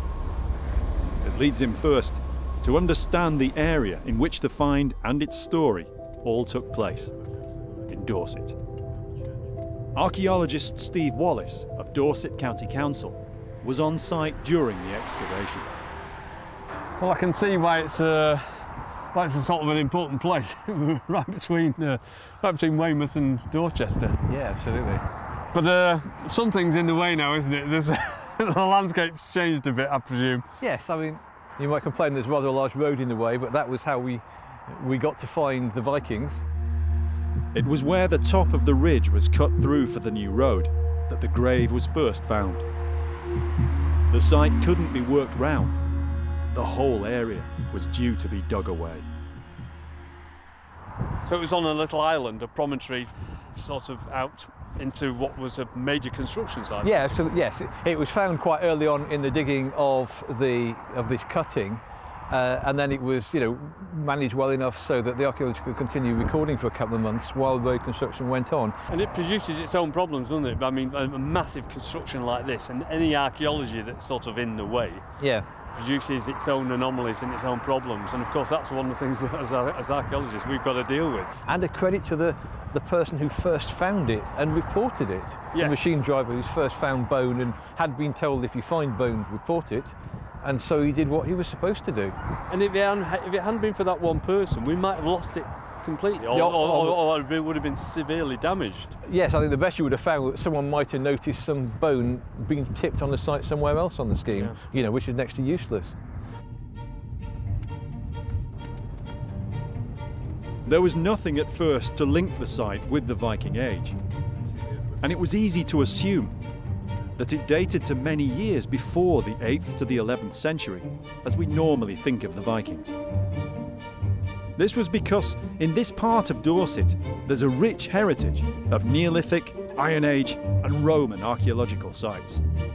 It is literally a monumental landscape, and it's easy to see why at first everyone thought the Ridgeway Hill grave was most likely from the Iron Age. Just a few miles from Ridgeway Hill, Maiden Castle is one of the largest prehistoric earthworks in the whole country. Very close to the gravesite, Mornbury Rings in Dorchester was originally a Neolithic construction. We're not sure for what purpose. Defence? Gatherings? It's an example at least of what remains of the area's ancient landscape. I think what most people probably don't realise is this is an incredibly old monument, isn't it? Absolutely, yeah. I think a lot of people locally know it's a Roman amphitheatre, but the fact there's a Neolithic henge and then later the Civil War fort here, so it's got quite a history, and more recent stuff as well. The fact that people were executed here in more recent times. Oh right. Political rebels were condemned here, and at least one murderer was burned at the stake. But this was in the 17th century, in relatively recent times. Whoever the Ridgeway Hill victims were, maybe they too had been condemned here or somewhere similar in this Iron Age landscape. And the massive monuments, I mean, locally, to other places, this would be like the most significant thing in the landscape. The job of excavating the grave fell to Oxford Archaeology, who were already involved with the watching brief on the site as part of the long-term project to create the Weymouth Relief Road. Dave Score was the project manager responsible for the watching brief, as well as the major excavation of the grave pit itself, which was soon to unfold. Like everyone else, Dave and his team at first theorised that the skeletons most likely dated to ancient times. This was long before any radiocarbon dating had been done. We thought that it was almost certainly Iron Age to start with. There were no finds to give away the date. It was just a feeling based on the context. We had a prehistoric landscape around us. Exactly. And of course it's on a ridge, and which is a classic routeway. And it's on a ridge, so it's basically a prehistoric routeway. This routeway, the Ridgeway, had been used since time immemorial. Before modern roads, people kept to the high ground in order to traverse long distances. It was quicker and safer than the surrounding lowlands. At Ridgeway Hill, the north-south road crossed the ancient Ridgeway at right angles, just as its precursing Roman road did. It was a giant X in the landscape that no one had ever suspected might mark something. until that happenstance discovery.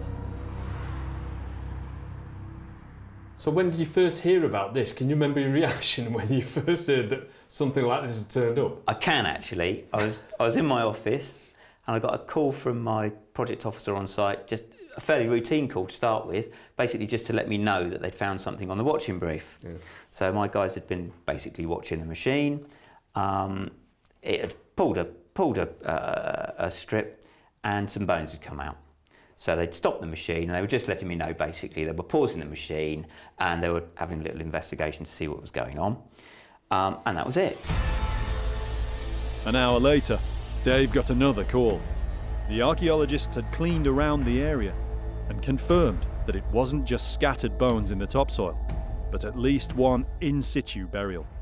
I let the client know that there might be a sort of a day or so delay. We would just need to tidy it up and excavate it properly, and left my guys to get on with it. And I got a call an hour later saying that they'd got 2 skulls poking out right next to each other. I said, well, that's fine, yeah, brilliant, excellent. Not too bad, not too bad. It's going to be interesting, it's going to be worth the time. Yeah. So basically they carried on, and then an hour later I got another call to say that they had 5 skulls, at which point it was very interesting. And then by the end of the day, I think the count was up to 8 or 9 skulls, something like that. Again, the skulls weren't scattered. It looked like they'd been buried together at the same time, which could only mean one thing: a mass grave. And at that point, we really realised that we'd got something that was quite unusual. It was looking interesting. So at that point, we sort of flagged up that it would probably take a little bit longer than a few days. The archaeologists on site kept going, and they kept on reporting the skull count as it steadily rose. By the middle of the next day, we had a whole pile of skulls emerging until we had sort of 20 to 25, I think, actually exposed. The next step was to clean the area around the skulls, and the archaeologists soon were then able to define, roughly 5 to 7 meters in diameter, a pit. The skulls were piled on its edge, and in the grave itself, other bones were emerging. Just what had gone on? It makes your mind race, doesn't it? Well, because of course it does. You don't know what the heck's Of course going it does, on because it looks like you've got a pile of skulls, yeah, but they're on the edge of a big pit, and you can see you've got other bones in that pit as well. Dave was now certain that he had a major archaeological story unfolding on his watch. He needed backup from Oxford Archaeology, and he needed time from the developer to carry out what was looking like would be a complex excavation. So we did have to take a pause at that point and get extra people to the site. We had to have it fenced off. The people we were working for set up a security cabin. So we had to get some infrastructure, because it was clear we were going to be spending more than 2 or 3 days quickly excavating a couple of burials. We were going to be there for a little while, and it was going to be something that was going to have to be done properly. Dorset County Council realised straight away the importance of the find, and a plan was made for construction to carry on all around the site, while the excavation team carried out their task of retrieving the skeletons. There we were on our little pyramid of chalk with the construction going on all around us, a nice little fenced revetment around us, looking out across all these sort of diggers working and actually able to work on this pit. So in terms of archaeology, it was a perfect scenario. The plan worked, and the successful dig lasted several months. I mean, you're very fortunate in a situation like that when there is massive construction. We were very, very lucky that the council, who were the ultimate client, and the people building the road had been so good and were so enthusiastic about it anyway. It helps when the archaeology is obviously at a really high level. Everyone gets it. By the dig's conclusion, 52 skulls had been recovered and 55 skeletons. Some of them are now displayed in Dorset County Museum. What happens after a major excavation like Ridgeway Hill? What happens to the bones that aren't on public display?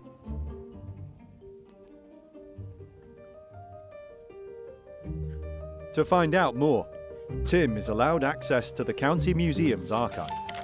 Most of the material excavated from sites across Dorset over the past 200 or so years is preserved here. It's an incredible source of primary material, including the Ridgeway Hill files. All the material left behind after the excavation.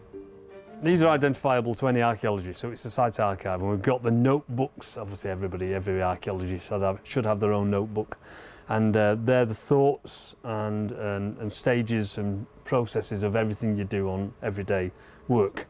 And here we've got some of the initial thoughts and concepts and the work that was undertaken at the very time that they found the mass grave. Now that's fantastic, because this is the archaeology of the archaeologists.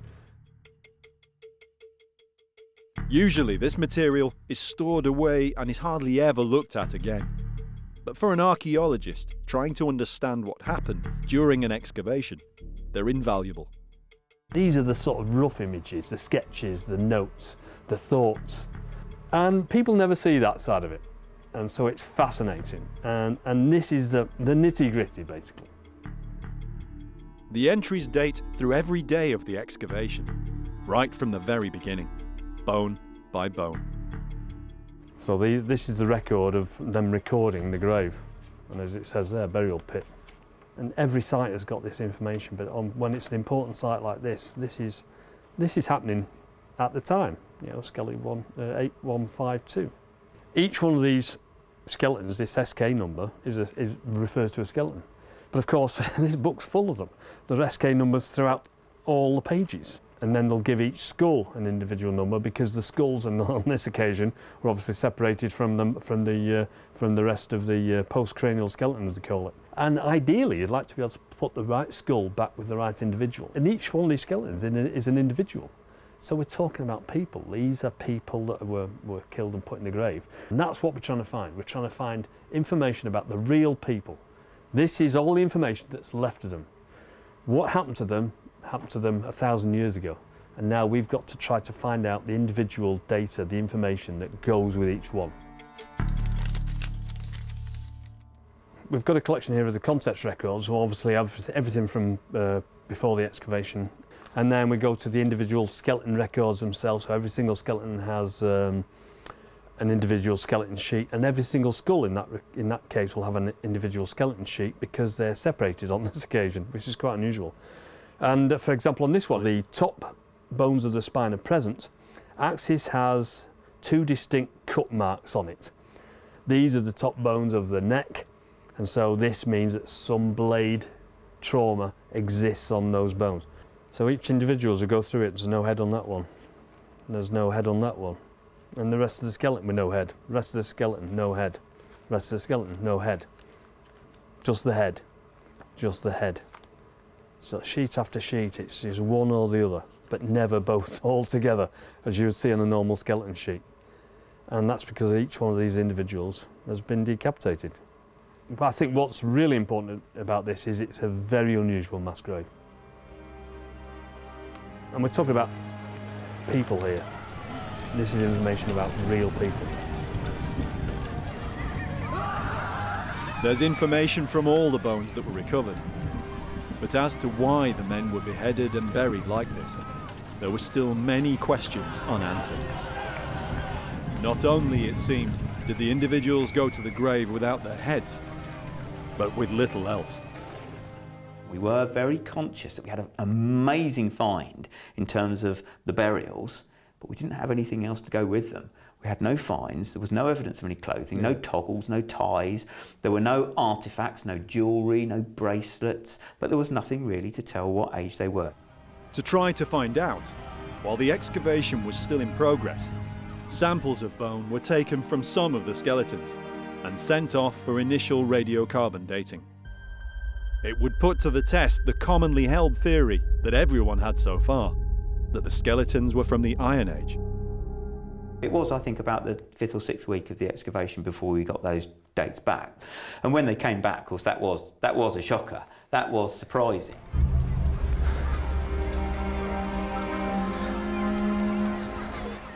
You're not in the Roman period, you're not in the Iron Age period, you are significantly later. The Saxon period, exactly. So we're sort of late 10th century-ish. So immediately it's a completely different context. The end of the 10th or the start of the 11th century. The date was at least 1,000 years later than anyone had been expecting. Dave and the team had to completely rethink. You immediately start thinking about, you know, the Viking raiding that's going on during that period, the unrest that's happening, and that's suddenly the context that we're thrown in. So, you know, are they Anglo-Saxons that have been killed by Viking raiders? Are they Viking raiders who have been caught on the beach and marched up there to be executed? You know, what's going on? Britain at this time was in a period of great change. Over 200 years, Scandinavian incomers had gone from Viking traders and raiders to settlers and farmers. Britain was divided into the kingdoms of the English, Mercia, Northumbria and Wessex, and the kingdom of the Norsemen, with its capital York, Jorvik. This was known as the Danelaw. Much of the time, an uneasy live and let live attitude pervaded. Yet tensions often spilled over into bitter conflict. But how did all this relate to the bodies in the pit? The links with the Vikings in this part of Britain have a unique place in the historical record. From the site of the grave on Ridgeway Hill, the Isle of Portland is clearly visible. And it was here that the first known Scandinavian raid of the Viking Age took place. But these events were 200 years before the men in the grave had died.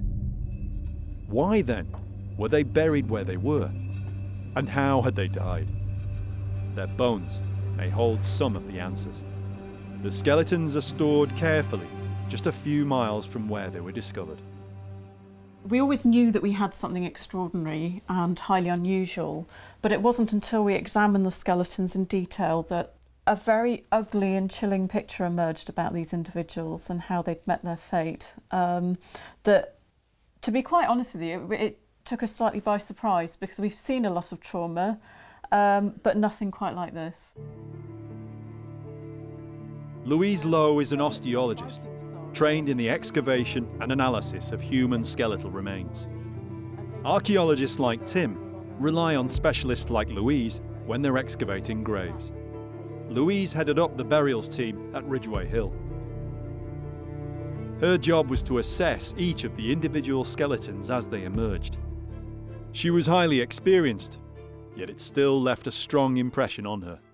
So I can see you've got a few examples of the individuals here, but obviously bits and pieces of them. So can you explain what all this is about? Yeah, of course. The skeleton that we've got laid out here is an individual who's about 20 to 30 years of age.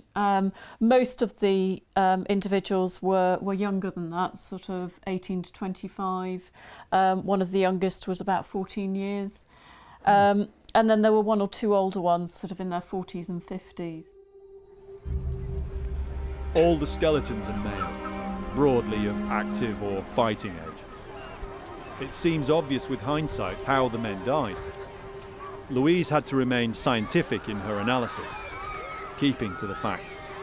The most obvious trauma marks were those inflicted while the men were beheaded. Each was individual, leaving different signatures on the bones. This individual's had his head removed with quite a neat incision to the top of the neck, indicating that some of them had perhaps had their necks hyperextended to remove their heads. Maybe they'd been forced to kneel down in front of their executioner. Each man may have met his fate in a slightly different manner to the next, as evidenced by a few single clean cut marks. Some were at least still, even if they weren't calm. But that isn't the typical picture Louise found. Most skeletons showed much more brutal trauma, far less neat or clean wounds. Some of them are actually quite messy, quite sort of botched attempts at decapitation. Maybe the executioners weren't very experienced, maybe they were hurried. Quite a lot of examples we've got where the cut has been delivered low down, cutting into the shoulder blade here, you can see, and the clavicle.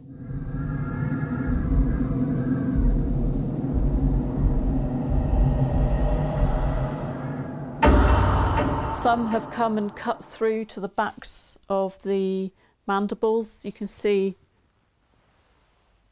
a cut into there. It's taken the bone off cleanly, right the way through. A big piece off. Yeah, and we do have examples where it's come through and cut the front of the jaw off. There's evidence too of the sheer visceral impact of the blows on the victims. We've got the jaws from 2 individuals out here, and they're examples of where the blade has come in and actually cut through the teeth in some cases. You can see it's cleanly cut off the crown of this molar tooth. And in this individual, you can see that the tooth has fractured longitudinally down its length. We think that this sort of thing was occurring because of the sheer force of the blow causing forced occlusion of the teeth as the blow is delivered to the neck region. So the shock of the impact on the teeth has actually fractured them? Causing them to fracture, yes. So, yeah, another example of just how brutal these decapitations were.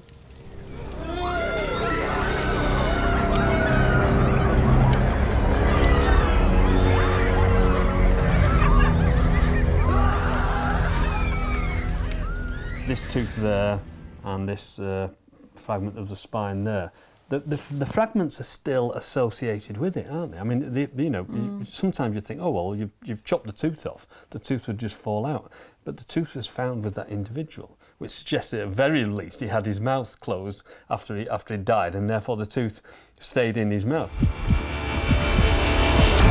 It's actually quite chilling to think that they were probably held there by bits of sinewy soft tissue.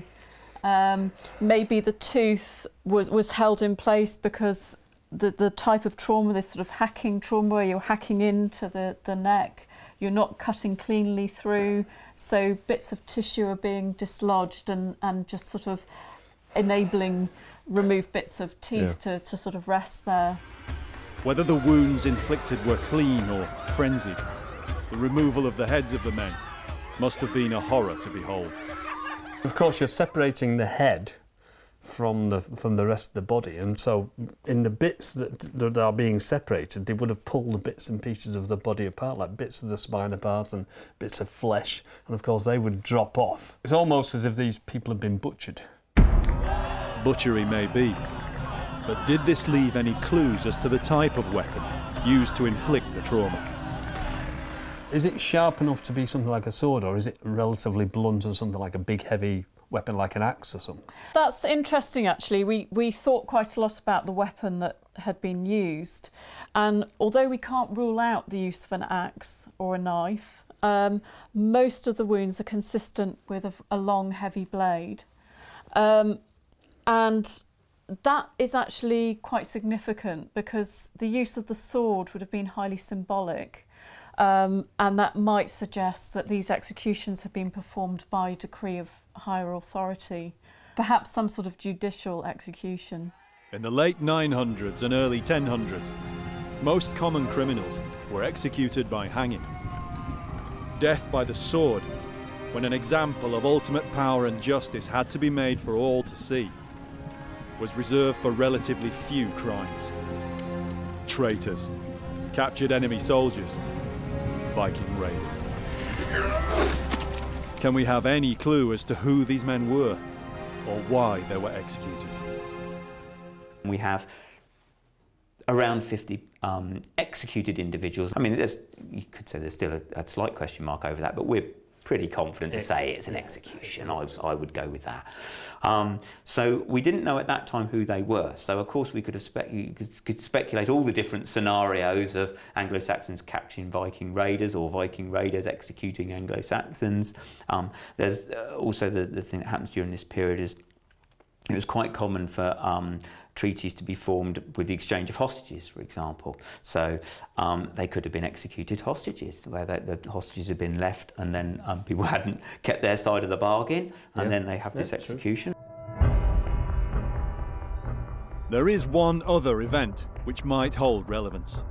The Saxon king Ethelred was so exasperated by conflict with the Viking Danelaw that he ordered all Scandinavians living in Britain, even peaceful settlers, to be killed. It was known as the Massacre of St. Brice's Day. Evidence has been found elsewhere that might fit with this, but it's more haphazard, involving a broad range of people, including women and children. Ridgeway Hill is all male, and seems more regimented than the chaos of civilian massacre. Using sources from the time, Dave and his team speculated possible explanations.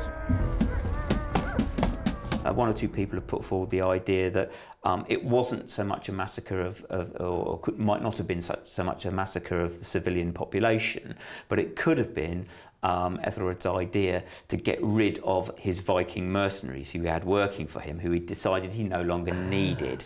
Which actually, I would say that's possible. It's certainly possible that that could be the case.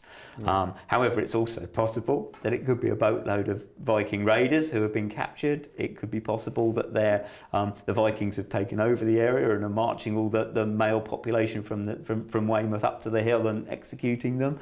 The fact that it happens in that location, though, which is the location you would think of for the Anglo-Saxon judicial process, would lead you down the road of thinking it's Anglo-Saxons doing the executing. They had bodies reliably dated and had established cause of death. Yet still there was no clear indication from history if the men were traitors, prisoners of war, or Vikings from overseas. But there was another process that in this case would hopefully settle this aspect of the mystery. We were then very keen to find out where they'd come from. So we had the isotope ratios analysed, and these were taken from their teeth, which reflects the childhood geographic origins of the individuals, but we also took them from their bones, from their ribs and their femur, and these represent where the individuals had spent the latter part of their lives. The femur is very broadly reflecting middle life, and the ribs broadly reflecting most recently before their deaths. The preliminary isotope results showed that the individuals might have come from a variety of origins, possibly Northern Europe. One individual seems to have originated from as far north as the Arctic Circle. They'd spent their lives moving around a great deal, but not in each other's company. They'd had very different migratory histories, if you like. The other thing that the isotope work showed is that they hadn't been in the British Isles for very long before they died. A group of individuals from different origins, widely spread across at least Northern Europe and probably beyond. Certainly foreigners to British shores. It was a fascinating result for Dave and his team. The results came back very positive and almost just too good to be true, and confirmed that they were of Scandinavian origin. So they were Vikings, to a man. I think also the interesting thing about the context is it's challenging our ideas of what is traditionally considered to be a Viking warrior. And if these individuals had been, for example, mercenaries and so on, they don't fulfill the image that we have of a typical Viking warrior. And clearly this is showing that they were coming from diverse places that we hadn't really perhaps contemplated before. Foreign men and boys, who had neither grown up in Britain nor had been there very long. But this still didn't answer whether they were captured or ransomed fighters. Soldiers as opposed to sailors. This time, it wasn't evidence that was an indicator. It was the lack of it. We didn't see any evidence of healed trauma that suggested that they'd been in some kind of former conflict, which you might expect if you're dealing with a group of warriors. And that was noticeably absent. Veteran soldiers, or at least individuals who'd been in conflict before, often exhibit healed wounds on their bones. The whole story of Ridgeway Hill made the archaeologists consider the wider context. What was happening in Britain around the end of the 10th and the beginning of the 11th century. The point about a find like this is that it basically changes the way that we look about the Viking Anglo-Saxon interaction on the south coast. It just brings to life what you read about in history books and you see in sort of fictional movies about Vikings and Anglo-Saxons and raiding going on. It just brings that whole thing to life, and you've got an event which you can now document and you can speculate about what's going on. And I think that really does change the way that we actually think about it. And I think that's what archaeology does. It brings things to life. It brings reality to history, and I think it's an amazing discovery. Was this an isolated incident? A large group of men, likely raiders or at least boat crew, put to death close to the coast. With more than 2 centuries of coastal raiding in the Viking Age as we now know it, it seems unlikely that this was the only time an execution like this ever happened. From the archaeology and the analysis, a vision forms of what might have happened here. A group of men, from their teens to their 40s and 50s, led up here, from capture on the coast, or perhaps trial or prison at Dorchester. Either way, they almost certainly used the old Roman road. We're standing now on the Roman road itself. It's coming up from Weymouth behind us, and it's extremely likely, because this is the only route really at the time that was in use to get across the Ridgeway, it's extremely likely that the Vikings either came up here initially as a raiding party or were brought up here. The Roman road crested the ridge here, between 2 ancient burial mounds. So if you're looking over there, you see beyond the tree, just over there is the grave site itself, and you've got a pretty unspoilt view here of what it must have looked like at the time. You get a very good idea of the lie of the land, which is rising up gently along the ridge top eastwards in that direction and back to westwards behind us as well in this sort of very nice little natural depression in the Ridgeway. And it also forms a sort of a natural arena. You know, people could have been sitting on each hill looking down into it to the event that was taking place not far from where we're standing here then. Yeah. In which case it's quite a spectacular place in more ways than one, really. Yes, and they may well have known the site anyway because they would have quite probably regularly come across the Ridgeway on the Roman road, so it's basically where the road crosses the Ridgeway, that's the spot to aim for. And in terms of attracting people, if you've built something like a fire on the top of this hill, then everybody from Dorchester and Weymouth and all around can see where you were supposed to meet, where this event was going to take place. Yeah. And of course, in that respect, it's perfect. A distinct location, a meeting place, the junction of a road and an ancient trackway, a boundary between parishes, marked by ancient burial mounds.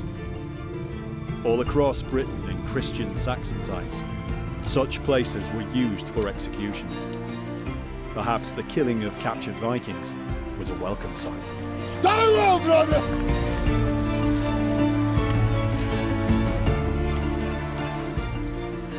People probably had quite humdrum lives, they were in great fear of the Vikings, and so this would have been some sort of celebration and a fire. Sounds like a very good idea for not only for guiding people in, but as part of, yeah, what must have been a celebration in a way. If, you know, you can use the phrase celebration to describe the sight of 50-odd people having their heads hacked off. Punishment of the condemned extended to the next world. Victims were buried not in Christian churchland, but here in the ancient burial ground. Perhaps as pagan Vikings, this at least the men did not mind. Whether a celebration or a subjugation, whatever the men's origin, whatever the men's crimes, whatever happened here is likely to remain a mystery. Ridgeway Hill, I have to say, is still a puzzle. We don't know why this was done. Clearly, the locals were annoyed with somebody, a group of people who did not come from there. Is it a group of Viking raiders who get captured and meet a nasty end? Is it some kind of reprisal? Is it a political act? We just don't know. Personally, I try not to speculate about those things that we simply can't know at the moment. It's possible that there will be some new discovery that sheds more light on it. But I prefer to see it as an indication of the kinds of things that were probably going on all over the place in violent times. This was a troubled period of English history. Social tensions are running high. This is the kind of thing that can happen.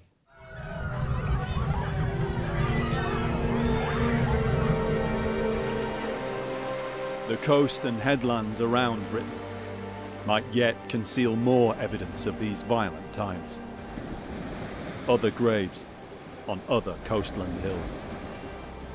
But the blanket of the landscape has descended again, and the same sea beyond remains a silent witness. It's interesting to think that this is where some of the early Viking raids took place on Portland. And of course, a couple of hundred years later, this is where our individuals ended up losing their lives. Whatever we understand by the word Viking, whether it's a raider or whether it's a thief basically who's come from across the sea, they were still individuals, and they came here presumably to better themselves one way or another. I think scientifically, when we analyse the bones of people, sometimes it's hard to imagine, or sometimes it's easy to forget really, that these were real people.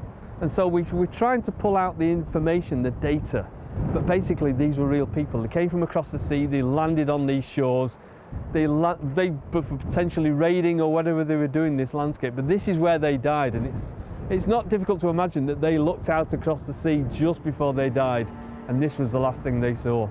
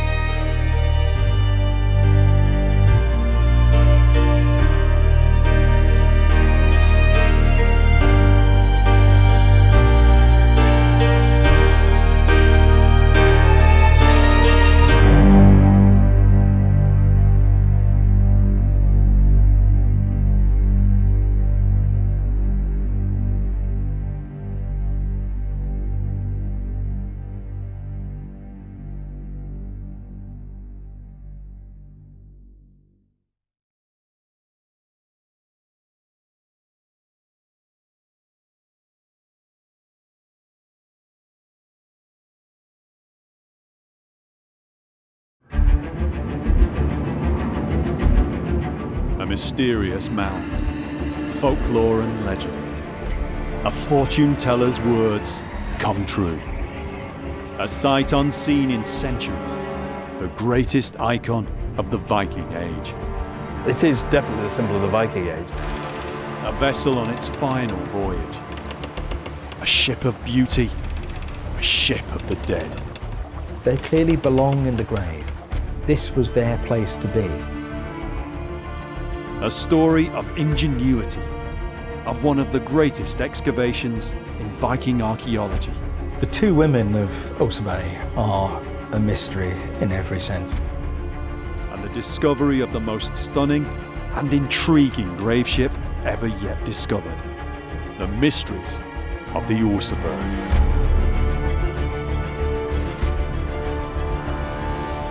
From the late 8th to the mid-11th centuries, the Scandinavian peoples burst from their frontiers almost wherever the seas could take them. Through archaeology, now we can explore the world of Viking life by understanding the realm of the Viking dead.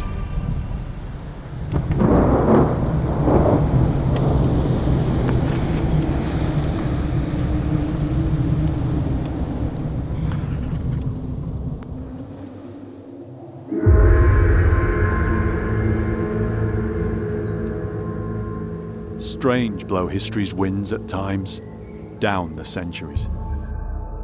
There is so much about the Vikings that we can't really understand. All we are left are traces and shades. The full spectrum, so far, remains unrevealed by time and the earth. What is left to us from those times and those people is usually connected with death. The time when the living mark the passing of the dead into the next world. And for us, into the archaeological record. This is the story of an incredible burial, and of individuals whose lives and importance we can only wonder at, from the fragments which remain of their passing into that next world. One of my specialist fields is the Viking way of death. I'm really interested in how and why they deal with mortality. Oseberg is the most spectacular Viking burial ever found. That's not just a sort of empty superlative, it's literally true. Oseberg, or Oseberg, was the name given to the beautiful ship buried with its amazingly well-preserved cargo more than 1,000 years ago. It was discovered at the dawn of the 20th century. The excavation was one of the first worldwide archaeological sensations, and this almost 2 decades before Howard Carter opened Tutankhamun's tomb. One of the most famous excavations of the 20th century, and now we know it as a nationally important symbol of the whole of Norway. And internationally, it's like famous around the world. It is the iconic Viking ship. Whenever we see Viking ships, we see some sort of representation of this ship. The Oseberg boat, with its distinct serpent stemhead, was raised from the ground in the summer of 1904. Anaerobic conditions in the grave meant that, very unusually, organic objects were incredibly well preserved. There were staggering finds of hundreds of objects: wood, bone, leather, and even textiles. Yet amid all this, in the whole ship, there were found just 2 human skeletons of 2 women. The remains were proclaimed those of the 11th century Norwegian queen Ursa and her servant or slave. Norway had its legendary queen reborn in the new 20th century. And the ship. It was a number of years before the ship was carefully conserved and finally reconstructed.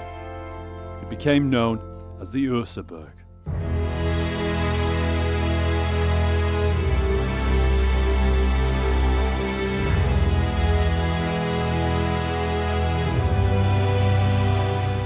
It's the first time archaeologist Tim Sutherland has seen the Oseberg boat at first hand.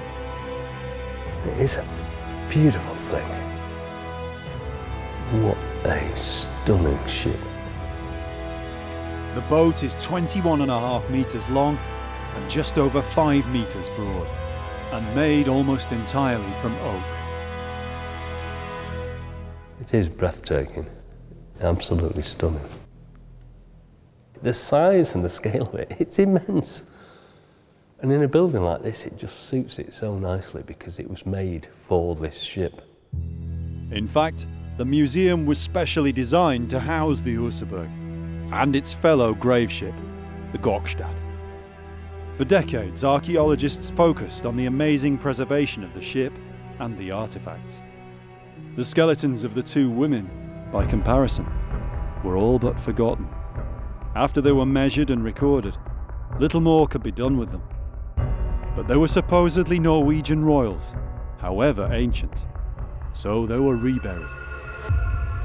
There had never been any proof that the bones were those of Queen Ursa, and so, the evidence gone, the greatest mystery of the Oseberg went uninvestigated. Who were the two women? Why were they buried so grandly? Were they a queen and her servant? Were they both of royal blood? Or were they something else? In the early 21st century, moves were made to re-examine some of these questions.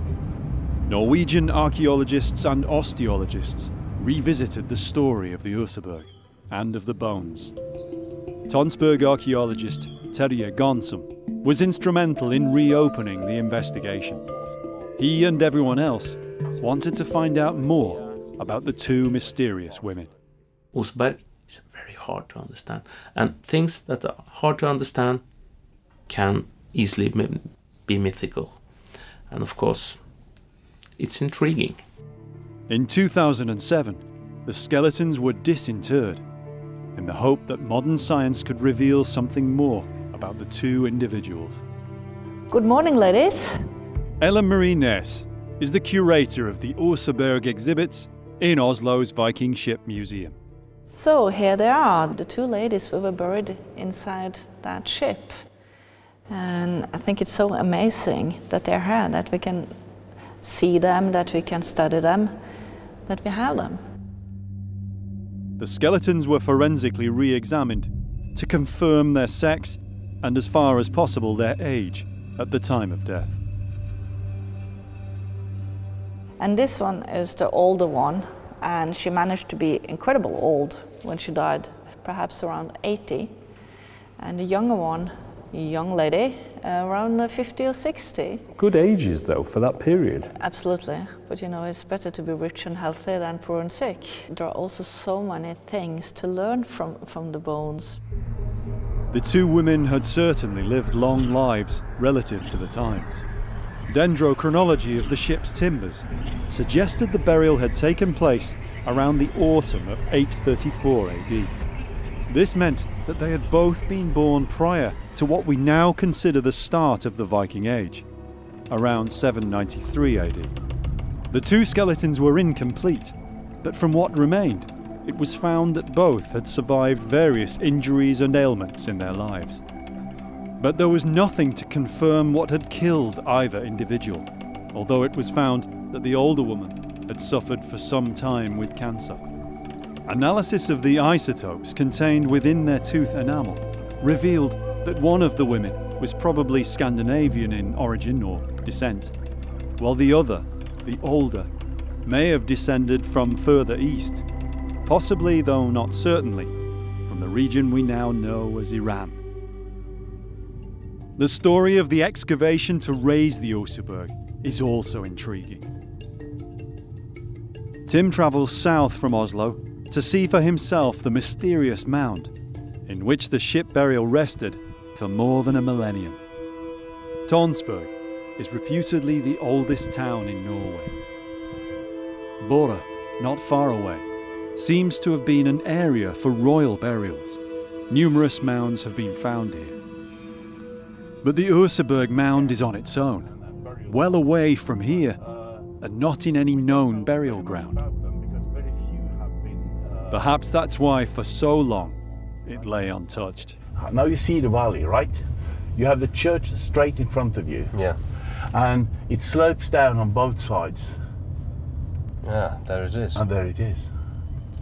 Tim's being shown around by local Tonsberg historian Thor Hoidvin.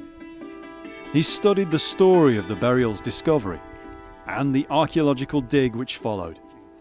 It's a strange tale, with its own blend of myth, folklore, and superstition. The mound itself isn't exactly hidden, but nor is it in a prominent position in the broad, shallow valley.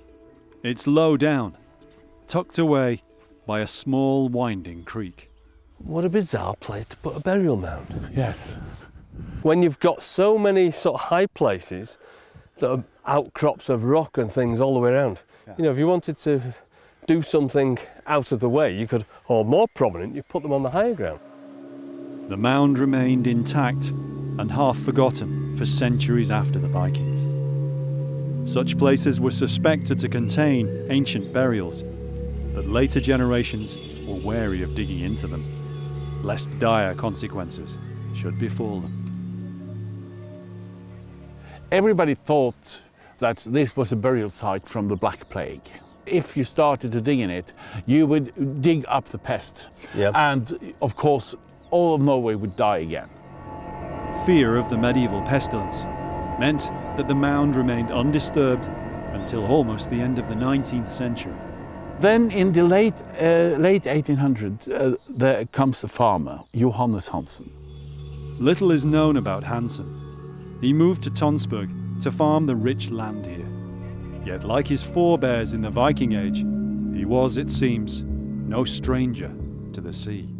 He was not only a farmer, he was also a seaman, a sailor. And he used for periods of time to travel to the United States to be skipper on a barge on the river in New York City.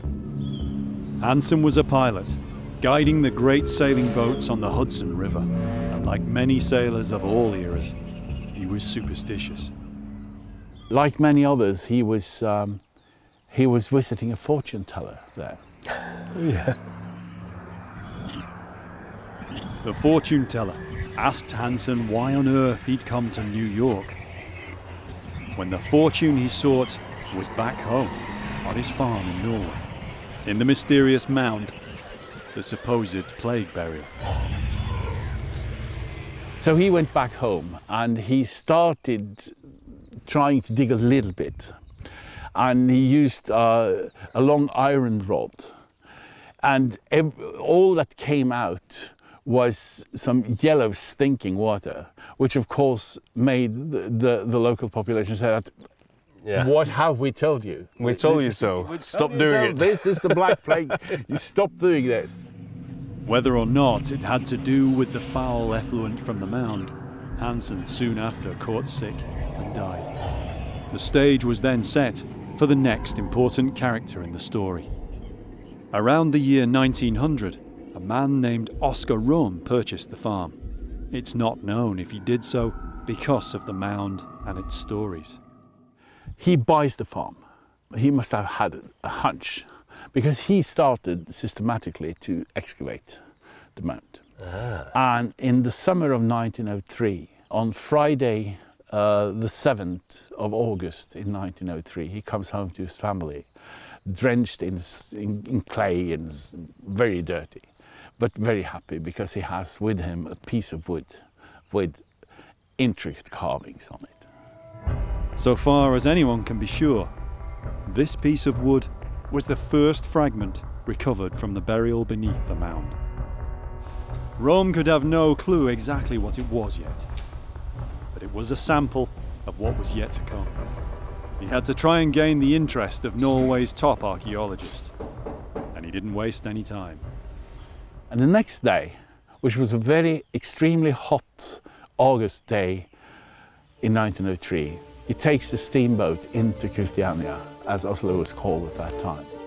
And he walks the short way from the quayside up to the relatively new-built Cultural Institute. And he walks in, and there sits Professor Gabriel Gustafsson. Gustafsson was actually Swedish. He was already well respected in Oslo's Cultural Institute. But he could have no idea that what Oscar Rom brought him that warm day would lead to him becoming one of the most celebrated archaeologists in the world. This farmer, Oscar, comes in and says, I think I have found something very interesting on my property. And then Oscar takes out the piece of wood and shows it to him. And then the professor came to life. Gustafsson was hooked. The very next day, his birthday, he travelled to see the mound for himself, and the process was set in motion.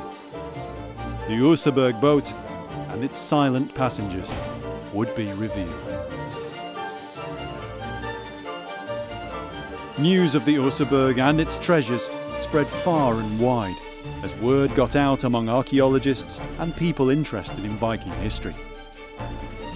Archaeology itself was changing at the time, from the leisurely pursuit of amateur antiquarians to something more scientific. It's because of this that there are other treasures from the Oseberg, which help now to tell the story of this incredible dig.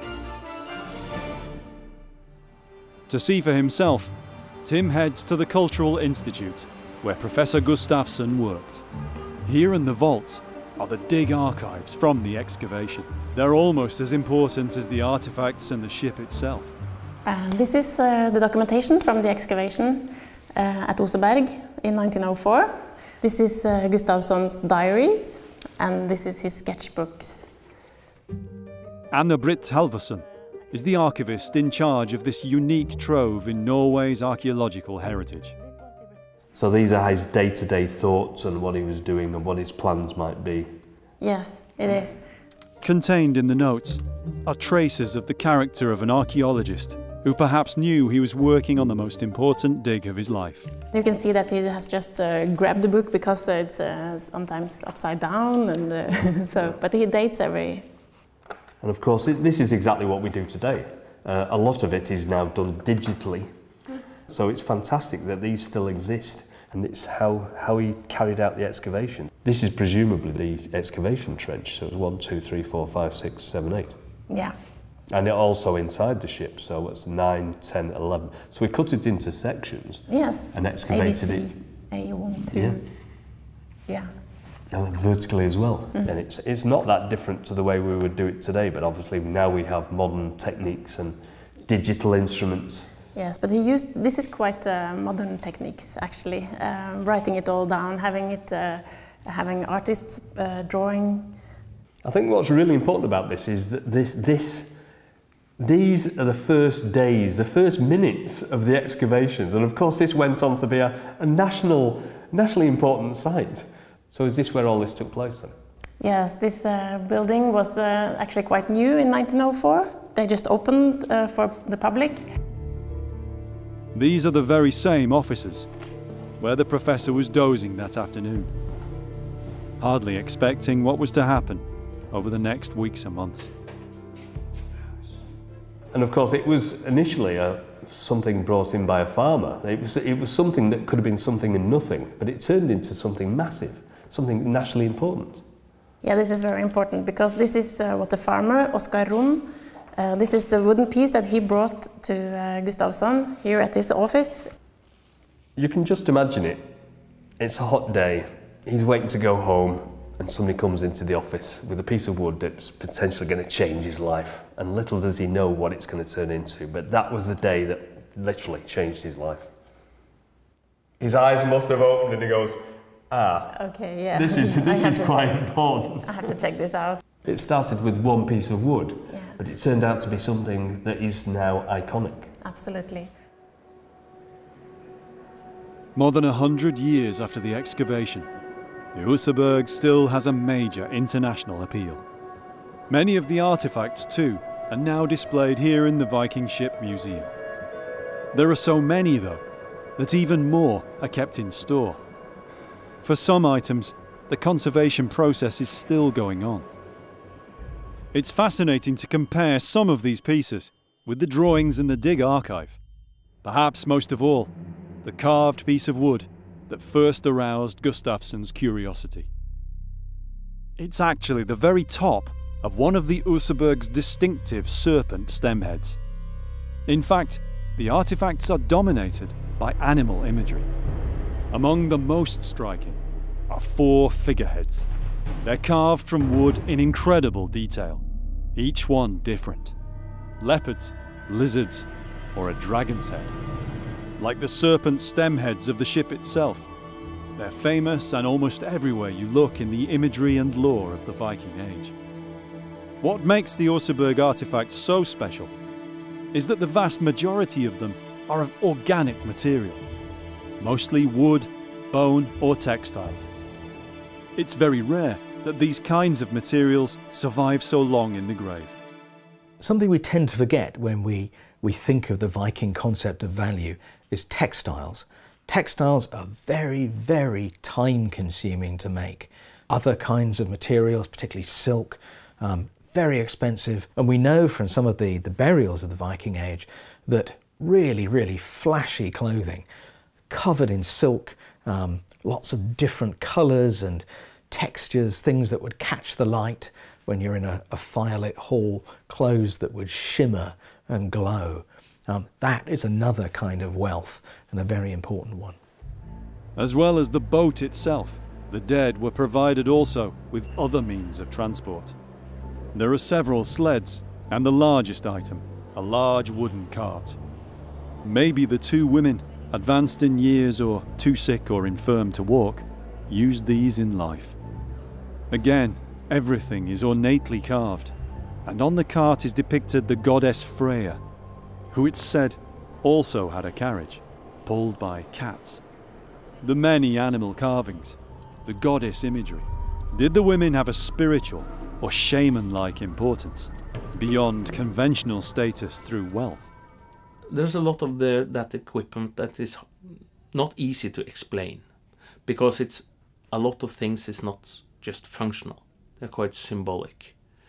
And you have a lot of things preserved that we haven't seen before.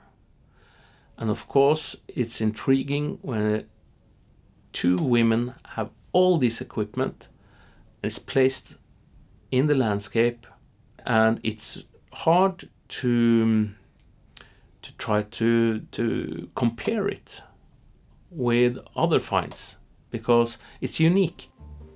As well as the sketches that were made, many of these artifacts were also recorded in a different way. One that in 1905 was a technology very new to archaeology. Photography had been around for over half a century, but it was only really now that cameras were becoming practical enough to use as a means of accurate documentary recording. Photographs were taken during the excavation. They not only record the event, for us now, they're glimpses of a lost world, and of some of the first modern archaeologists. So what we are looking at is some of the photos that they took at excavation, and back then in 1904 it was really something to spend so much resources on taking photos. That's the remains of the burial chamber, the steering oar, the prow. It's a wonderful quality and it tells us so much. They're black and white, large format slides, so they contain a huge amount of detail. You can also see that the scale of it, I mean, that's a huge mound. It's a very deep hole it's in, and they've not taken the whole mound away, they've just dug a hole into the middle of it, haven't they? And that's why it's so nice when they have some people on the photos, because it gives an idea of the size. Yeah. There is a lot to see in it. I mean, there's obviously the ship, but there's the cut of the excavation, and there's all the tools and the people and all sorts of things lying around. It's a really good story about what's actually happening there. And what's really amazing is you can see the conservation here. I mean, you can see the prow of the ship, and you see all the carving down it there, and it just looks like it looks now. It's unbelievable look at state of preservation. Being able to see the famous artifacts just as they were unearthed and before they were lifted gives valuable insight for archaeologists. They also took some pictures of work in progress, like this mess. And when you look at that closely, you can see what you see. It's actually one of the animal poles. Yeah. But today we take hundreds of pictures every day and they're just snapshots of everything. Yeah. But back then, every picture had a price. Yeah, and every picture took a long time to take. Yeah. You didn't just walk up, take it and walk away. You took a long time to prepare it. And it's so valuable for us today. Photographs of the dig and the artifacts went around the world. But while people marvelled at the grave goods and the ship, the site of the excavation, the mound itself, was forgotten. Terje Garnsom has been intrigued by the Oseberg burial since childhood. He studied Gustafsson's archive more than anyone. But it's not just the amount of records that Gustafsson kept. It's the kind of things he recorded that Terje found so useful. Gustavsson was very into having a biologist along, geologist was also there, and a lot of different fields of expertise were collaborating here. That's very forward thinking for his time then, isn't it? Yeah, and we should be very grateful that it was the Swedish Gustavsson who actually did the excavation, and he was a lot more advanced than the Norwegian archaeologist used to be. Gustavsson had trained at Uppsala University, and he'd gained a wealth of experience excavating many Viking Age sites in Sweden, where he'd learned new techniques. Yeah. So it's a lucky strike that he was the man. Very fortunate, yeah. The data collected by Gustavsson was so comprehensive that in conjunction with the new work done on the bones, Terje was able to interpret the funeral in which the nameless women were laid to rest. We saw that we could divide the stages of the building process into several phases. And actually one of the phases ended up with an interpretation that half of the mound was built incorporating the ship, and the ship was standing out from that mound, and that is actually the ritual scene. Terje believes the Oseberg ship was half buried like this. The front part of the mound deliberately left open, with the foreship exposed to the elements and visible to the living. And it's in that foreship all the offerings and the rituals took place.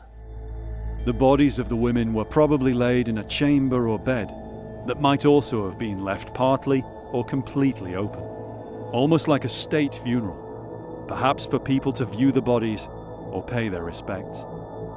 The mound stayed half open like this for some time, perhaps half a year. They know this because of seed samples of flowers collected by Gustavsson's biologist. Those from the front part of the grave were of a different season to those in the enclosed rear part. And now we can study the archaeology of the archaeology. And it's by having notes like this you can actually do this. Otherwise, we wouldn't have a clue, would we, really? No. We had to just settle with artifacts and treat the mound as a container. But now we can see that the mound is a construction, very much linked to all the action taking place. Whether they took place in one great ceremony or several over the most part of a year, the funeral rites must have been impressive. Every Viking funeral was different.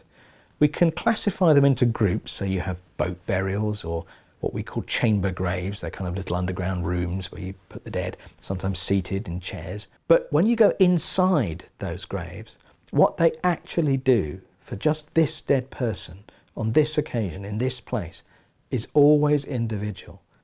If you look at the objects, what they do with them, where are they placed in the grave, how? Sometimes you can get a sequence of actions. You can reconstruct how that grave was made. And then with our imaginations, and sometimes from written sources as well, you can fill in the blanks of, well, what was going on? Were they talking? Were they singing? Was it at night? Some of the graves you find evidence for big bonfires and things. Some written descriptions we have, eyewitness accounts of Viking funerals, are at night. The effects of firelight in darkness can be very dramatic. As well as the myriad objects, decorations and implements, many animals were also consigned to the Oseberg grave. The noises, sights and smells must have been intense. It's hard for us to imagine the impact of all of this on those who were taking part. There are whole worlds of belief and shades of belief. Different people thinking different things, just as at our funerals. You know, do you love the dead person? Did you hate them? Is it an act of duty, you know, looking at your watch? The Vikings did that too, but they did it in different ways to us. And how people view death, how they construct death, because these funerals are deliberate, they can tell us a lot about how they viewed life, and that's what interests me. If the wealth of the rituals and the value of the offerings reflect the individuals, then we can assume the two women were of high status. But in what way? A queen and her servant or slave, as the Norwegians decided after the excavation? If you really look into forensic and archaeology, there's nothing different between those other than age. And of course, it could be mother and daughter. We can't tell because the DNA doesn't give us any real answers yet. So actually, I really don't know how to decide which position in the society these two women had. Where of course they are on the highest level of society, but what kind of role did they play? I'm not sure, but they might be connected to rituals and to religion. They might be connected to the aristocracy, but in what proportion these different roles are mixed, I'm not certain. Still a mystery. The two women of Oseberg are a mystery in every sense. Personally, I think the most important thing is that the grave is that of women. This itself tells us something about who they were and how they were regarded in society. We know very little about women at the highest levels of Viking society. The word queen might not even be accurate. We can't really say if the Oseberg burial are about secular or religious power. There have been theories on both of them, both the queen theory and the more sorceress theories. But I think that one thing that we tend to do in modern society, that we separate the secular and the religious spheres of society. But I don't think that that necessarily was the case in the Viking Age, and that secular and religious power were really connected. To separate them, I think it will probably be wrong. The women were clearly special to the people who buried them, but perhaps beyond royalty alone as we would understand it now. There's something more religious, shamanic even, suggested by the animistic imagery of the artefacts, and even of the serpent stem heads of the ship itself. At first there was a theory that the Oseberg might only have been built for the grave, yet dendrochronology revealed it had been built many miles away in another part of Norway, and it had probably sailed for more than a decade. So where did it all start then? We really wanted to take back our heritage, and that's how the idea of building an archaeological replica of the Oseberg ship came about. The saga Oseberg was begun in 2010 and took 2 years to build here on the quayside in Tonsberg. So how important do you feel it is for Norway to have a really good replica of the Oseberg ship? I think it's very important, and for several kinds of reasons. And we have learned a lot on how they really constructed Viking ships, how they were built. And also, I mean, our own pride in our history and knowledge of the history, that has gotten quite a boost as well. So that's fantastic. The Oseberg ship is a symbol of almost Vikings everywhere. The King and Queen of Norway were present at the launch, and the replica now sails the fjord and sea, just like its forebear, more than 1,000 years ago. Oh, yeah, you can actually. We're about 10 meters from here, and the first thing that strikes you is not just the visual appearance, but also the smell. It's a very peaty, sort of earthy smell, and it's wonderful. It's fantastic. Is it okay if we go on board? Yeah, be my guest. Excellent. Thanks very much. Uliarald Flaten is the saga Oseberg's skipper. Prepare for the time machine, stepping 1,200 years back in time. That'll do me. That'll do me. It's very stable, isn't it? I mean, it's such a huge ship. And it's a lot broader than I thought. You can really get a sense of how wide it is. Yeah. Oh, it's gorgeous. Yeah. It is. It's a beautiful smell. But you can imagine why it smells, because it's all the wood, the different timbers, the ropes, all the tar. And originally all the rigging and the canvas or whatever, it's made of sheep's wool, wouldn't it? Yeah. The original sail. It's fantastic, absolutely fantastic. It's almost unbelievable, you know, standing here on a perfect replica of the Lothbrok ship, even down to the detail in the figurehead. And it's stunningly beautiful. All around the world, whenever you see stories of Vikings, you see that figurehead up there, don't you? It's an exact replica of the original, not only in its overall structure. Every strake and plank was carefully copied, right down to the smallest detail, including the ship's many intricate carvings. These too have been preserved, leaving some interesting clues about the boat and the women who were buried but also might have sailed aboard it. The DNA analysis of the older woman revealed that it was possible she'd suffered a condition which gave her masculine traits in later life, including maybe facial hair. 1200 years ago, this was a burial ship, and aboard the ship was 2 women. One of them was around 80 years old. She was walking like this, and she had a disease which made her quite male. She had very deep voice and a beard. I see you... Not the most beautiful of women then. But I think quite powerful. Possibly, yeah. Yeah. And we think that this woman is the owner of the ship. You see, it's a woman. Ah, yes. And you see, she has a beard. Yeah. So maybe that's her then. That's her. We know in some cultures, powerful women were sometimes depicted with a beard to appear more masculine. So it could be symbolic, or it could just be coincidence. And in a prominent place as well, yeah. Right on the prow, yeah, facing the crew.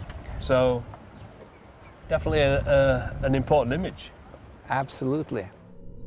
Some of the carvings were much more personal and a real bonus for archaeologists to discover on the original. But I will show you something, because you won't see this at the original because it's well hidden.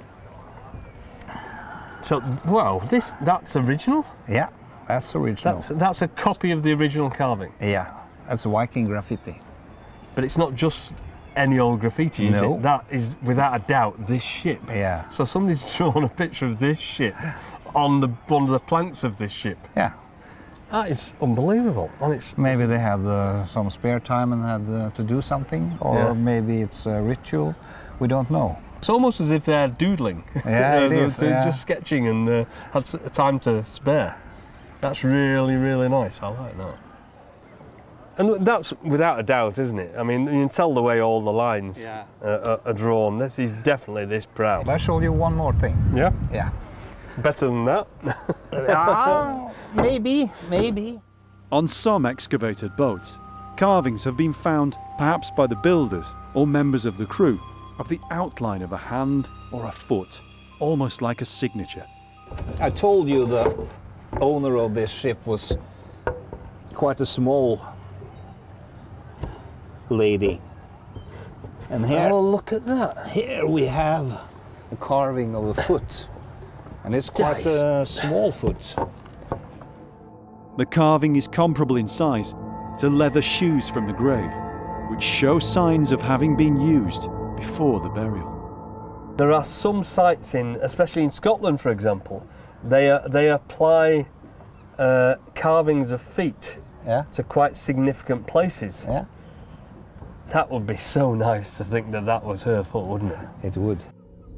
One of the greatest mysteries of the Lothbrok burial, beyond the ship, the artefacts and the skeletons, is where it was commended to the ground. This part of Norway isn't remote or a wilderness. In the Viking Age, it was much the same as it is now, just farmland. So you don't know why the mound is there? No. That is at all? No, it's no roads there. We can't connect it to any communication route. And that is the most obvious thing with other rich grey mounds. Yeah. And it's not directly linked to a farm. It's like a black hole. Yeah. We have tried a lot of different angles and methods, but to be honest, I really don't know how on earth they chose that place. You can say that the mound is a monument, but it's put in an anti-monumental place.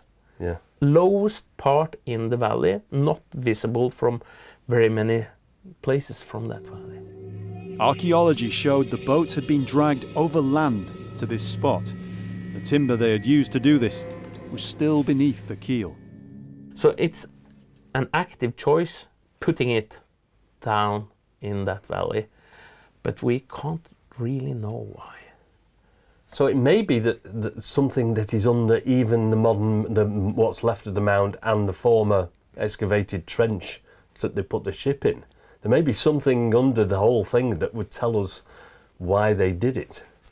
But maybe, and maybe not, because... Whatever reason the location was chosen, another clue in the dig archive suggests that one thing was for sure. The two women were meant to remain right there, right where they were buried. You always hear that, well, the Vikings, they buried people in a boat so that they could sail into the kingdom of death, but not the two ladies.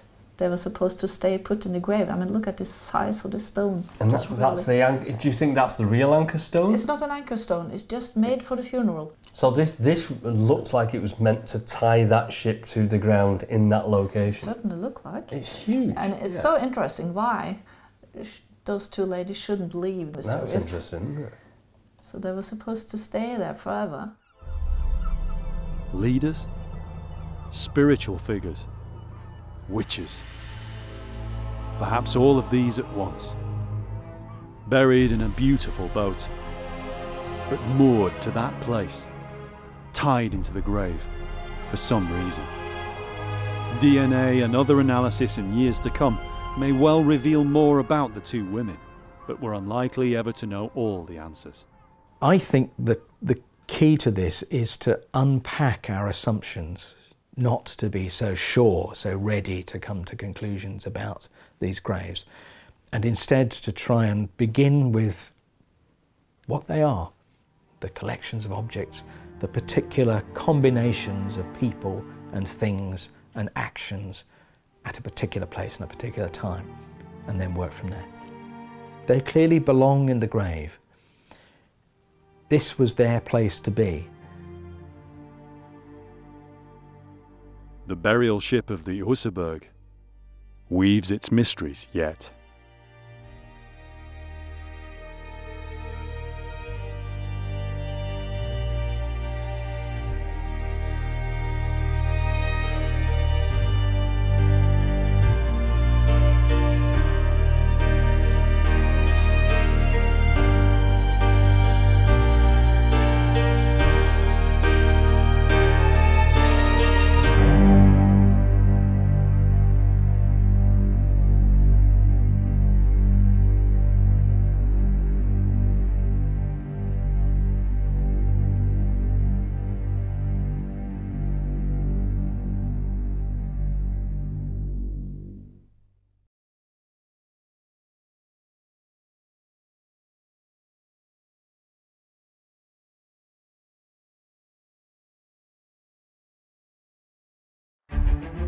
An island at the edge of a kingdom. Prophecy, superstition, and fear. Wolves from the sea, terror from the north. A haven of solitude, a beacon for pilgrims. A place of worship, a sanctuary. But at high tide, the saints turned their backs. The attack on Lindisfarne was an atrocity. A new peril to the followers of Christ. If you think about it, they could have rung the bell all day and no help was coming. Predators, slavers, plunderers. Why would anybody not have a dragon to guard their treasure? What ruins were left behind by the first Viking raid on Lindisfarne. They didn't care that these were holy men. They didn't care that this was a peaceful place. from rubble and bones, the evidence is now emerging of a time when all of Europe was about to change. 300 years peace had reigned. Now the winds had turned. The dawn of a new age. The dawn of the Viking Age.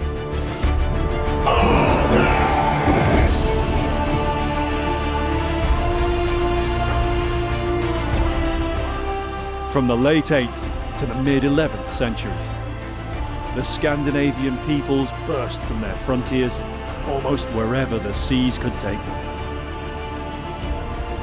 They ranged north to Greenland and the Baltic, eastwards to Russia, Constantinople and the Middle East, westwards across the Atlantic to Newfoundland. Most of all, they voyaged to Europe, to Germany, France, Ireland and Britain. They came trading and they came raiding, or Viking. For centuries they were regarded as barbaric. Their civilization was lost. Yet echoes remain down the ages of the ones called the Northmen. Through archaeology now we can explore the world of Viking life by understanding the realm of the Viking dead.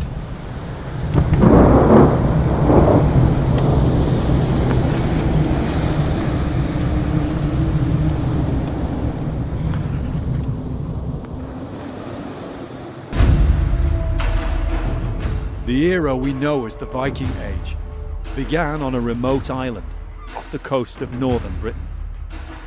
Scandinavian raiders attacked the Northumbrian monastery of Lindisfarne. They killed, looted, and enslaved the peaceful monks. It was an outrage that sent shockwaves through Anglo-Saxon Britain and also across Christian Europe. Never before had such an atrocity happened against the house of God and his children. It was just the beginning. In the decades after, more raids followed, and over the next 2 centuries, Scandinavian kingdoms in Europe had grown far from their homeland. They're known to us now as Vikings, and their influence is still familiar today. What is it about these people and their period in history that fascinates us? I think the romance of heading out there into the wilds, setting forth across the sea to find fortune. People who would die for honour, people who would die to save their reputations, they had a system of values which is very different to our own. Here are these people that come around, do what they want, take what they want, enjoy themselves to the maximum, and then just disappear and sail into the sunset. Even for historians and archaeologists, it's still these stereotypes that tend to draw us to the Vikings. We know there was much more to their society and everyday life, yet they still embody something to us, in a way that virtually no other group of people in history does. Where does this deep appeal lie? I think it's partly that they embody qualities that we might like to have. They're supposed to be adventurous. They travel a lot. They're curious. They have a great imagination. And yet also behind that is a much darker reality, something that I think ought to worry us more than it does. Their violence, their cruelty, the very grim fatalism of their world. They are like us and yet not. Not people to admire, in my view, but my goodness, they're interesting. How did this extraordinary culture come about? And what can we learn about them? Dismissed as they were for many years as mere barbarians. To find out how the Viking world began, what can we discover of that one fated day on the Northumbrian coast, when a new page in history was created, for good or bad, after the first Viking raid on Lindisfarne?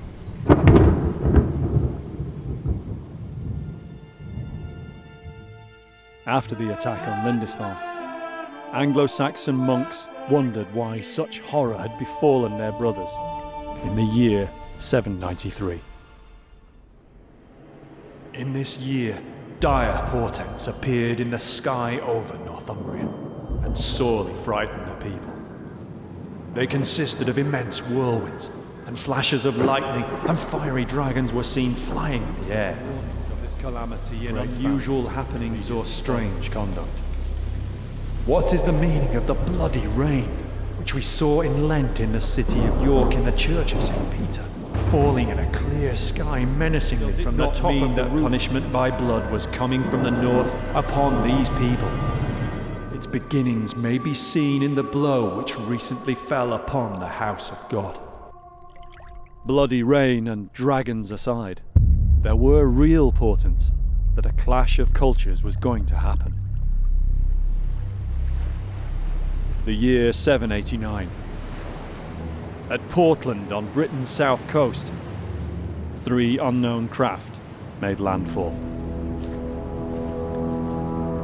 There came for the first time 3 ships of Northmen.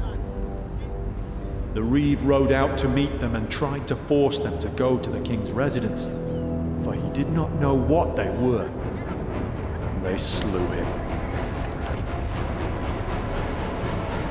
These were the first ships of the Northmen, which came to the lands of the English. Just a few years later, in 792, Offa, ruler of the powerful Anglo-Saxon kingdom of Mercia, ordered the strengthening of defences along the coast of Kent. It seems someone already knew there was a threat out there. Around 200 miles north of Kent, there was no such rebuilding of defences. In fact, the next year, when the Scandinavians attacked, there were no defences at all. More than 1,000 years later, Lindisfarne has hardly changed.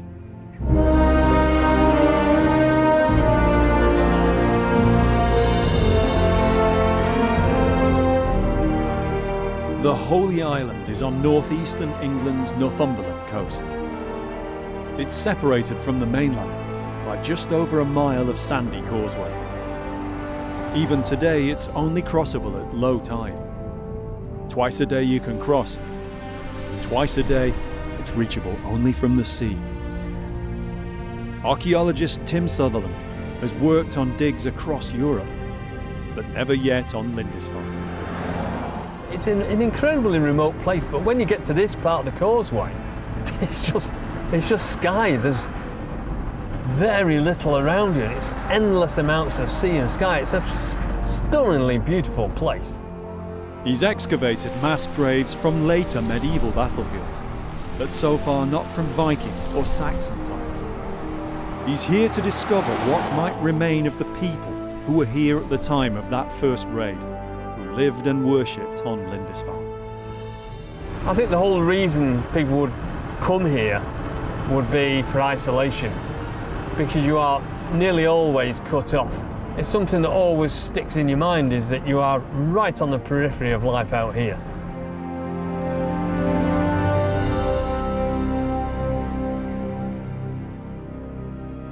As the name suggests, Holy Island was a hugely important religious centre for the Anglo-Saxons of Northumbria. You can still see the route laid out for pilgrims to cross the causeway in later centuries. A monastery was established on the island in the year 634 by the Irish monk and later saint Aidan.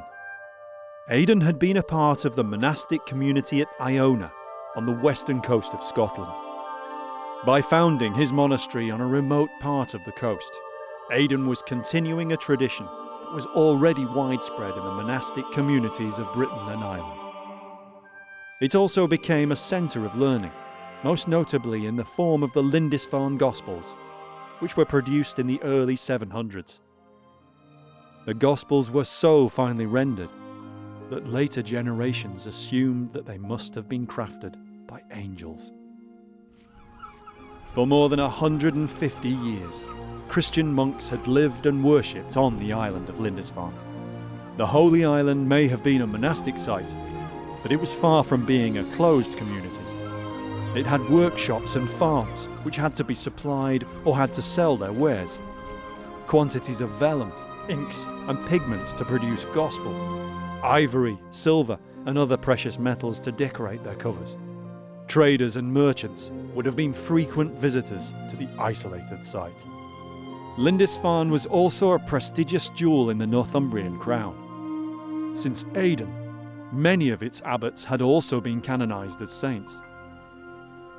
The early Christian church had a weakness for silver and gold.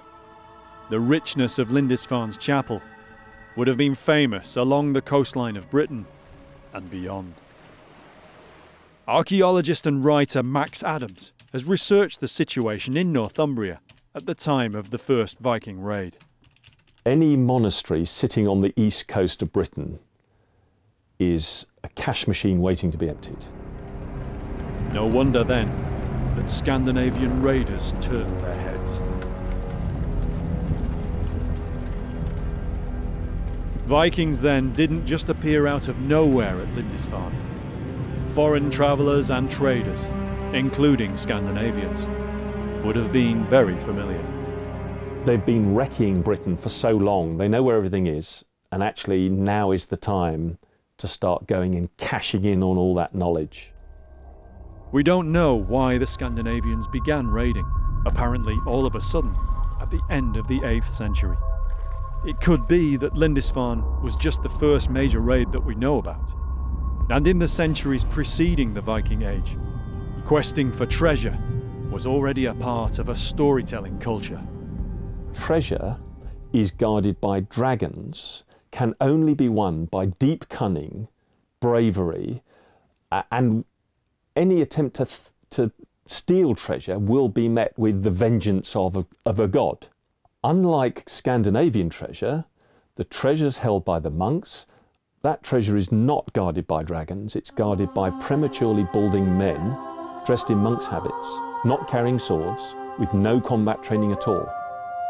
There certainly were no pagan dragons, nor even armed guards here. Holy Island's monks trusted only to the protection of the saints. Imagine the Scandinavian raiders' point of view. Why would anybody not have a dragon to guard their treasure? On the 8th of January, the raiding of heathen men miserably devastated God's church in Lindisfarne Island by looting and slaughter.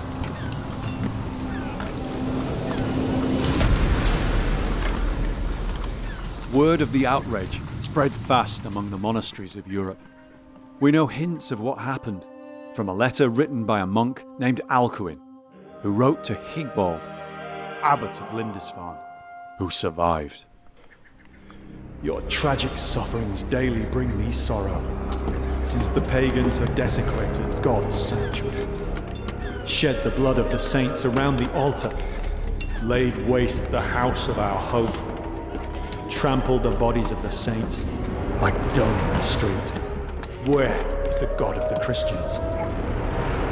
Alcuin himself wasn't present during the raid, but he'd clearly heard news from either Higbald or from others who survived. The only other account we have is more than 200 years later, from Simeon of Durham's chronicle, Historia Regum.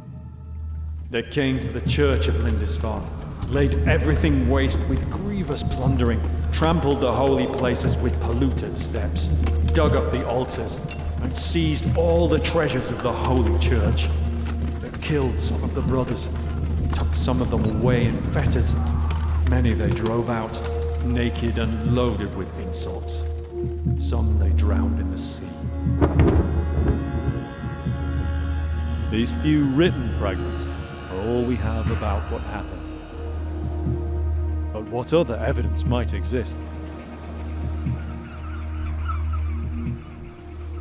Could archaeology tell us anything about the attack on Lindisfarne? The ruins you can still see today are those of the second priory.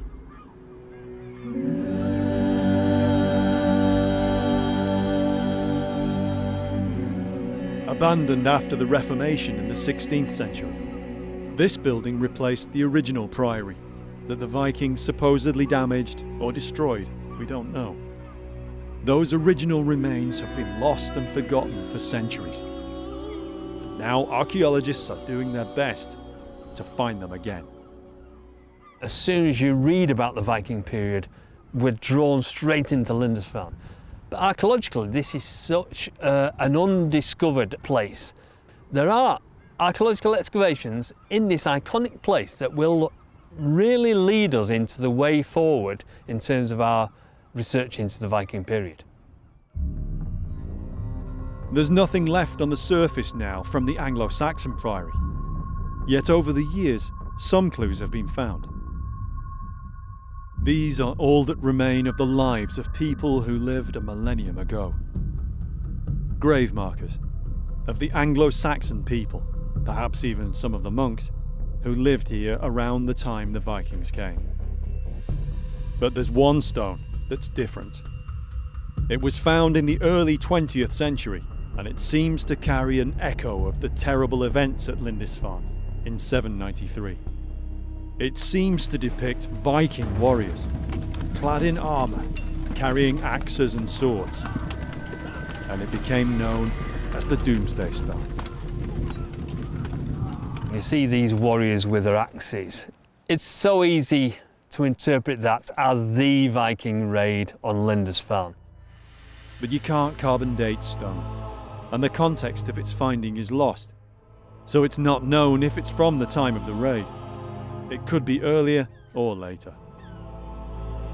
In 2017, an archaeological project set out to investigate Lindisfarne's lost religious buildings.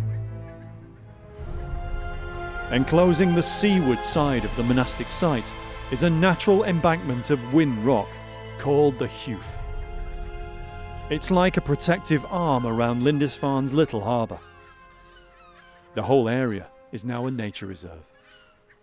The Hewf that we're sitting on top it's always been really important from a safety point of view, as a defensive point on the island, but the whole of this rocky outcrop is important archaeologically. Archaeologists have always suspected there were buildings on the Hewf. But what could they have been? We've always thought there was buildings on the Hewf. In fact, it's dotted with structure-like features that have come up in geophysics that have been done over the years. So already speculation that it's a church building. So this was a sort of evaluation to establish the size, possible function and features, and hopefully date. The dig was brought about by a trust that was formed to protect Lindisfarne, its heritage and natural environment. Many of its staff are local volunteers. It's a fantastic community project. You know, I think we've got volunteers from the wider community from all over Northumberland and southern Scotland, right as far as Newcastle and beyond, and up towards Edinburgh. Some of these volunteers have dug with us for years. They're fantastic. They're extremely knowledgeable. They call us the professionals, but they know as much as us in many respects, and especially finding something like this, which is brand new to everyone. There are very few experts in this sort of period. The dig has revealed a building that had very solid foundations. We've uncovered all of the stone foundations and found essentially an oblong building in two parts. We've certainly got a doorway at the west end, which is off-centre to the north, and we've got a doorway right at the west end of the south side of the building, and another possible doorway in the sort of middle of the north part of the nave. And regarding windows, very little, but we've got a few very, very crudely dressed window heads and sills that came mostly from the east part of the building. It does seem very much like a chapel or small church. At each stage of the dig, they try to understand visually the structure that they're excavating. I'm producing illustrations that show the site as it may have appeared at the time. So I have to change the perspectives, maybe make it a bit more dramatic for kind of artistic purposes, include the hills when you may or may not be able to see them from that view, but they are there and they would be seen by somebody who's approaching from the sea. A small, thick-walled building with a separate room, perhaps a sanctuary. could be a church or chapel. The original priory might have had one or even several chapels around the monastic enclosure. Could this building have been here at the time of the Viking raid? It may be the site of the very earliest church on Lindisfarne, but they could have been built any time throughout the later 7th century into the 8th, 9th or even early 10th centuries. I think all of those dates are feasible. Lindisfarne's founder, St Aidan, came here at the behest of the Northumbrian king Oswald, whose seat of power was just across the water at Bamborough. St Cuthbert continued his work here in the decades before the Vikings came. A chapel here on the Hewf would have looked down on the priory area and would have been visible far out to sea. A clue that supports this idea comes from analysis of the type of stone that was used. Certainly the initial look at the stones that we've got here, there seem to be two different types of stone, one which has been used for the foundation and a different type of stone which is not as hard as the foundation stones, which is more fissile, but it's also this really rather bright whitish grey colour. It would make the church stand out on the horizon. And in combination with the fact that we're on top of a hewf here of whinstone, and the combination of the two of those would give it an interesting stature. Faced with pale sandstone, the walls of the chapel might have shone with the morning sun. The priory buildings would have been hidden by the hewf, but high on top, the chapel would certainly have been visible from Bamborough. Over the decades, Cuthbert and the later monks built Lindisfarne into that very renowned religious centre, which eventually became the object of Scandinavian envy. When we think of the term monk, we potentially have a certain view in our mind, but what did they really do? What were these people, how were they living? Especially in this early Christian period in Britain. Just off the Lindisfarne shore is St Cuthbert's Island. It's one of the places he lived to seek seclusion, even here. It's said that his dwelling had walls so high that all he could see was the sky. Chris Monk is an expert in Anglo-Saxon Christian religion. Yeah, I think when you just walking over here today, when we saw some people walking barefoot across the stones and obviously this place even today inspires people on some form of pilgrimage, whatever the motive is behind doing that. Even probably people that aren't particularly religious feel an affinity with a place like this.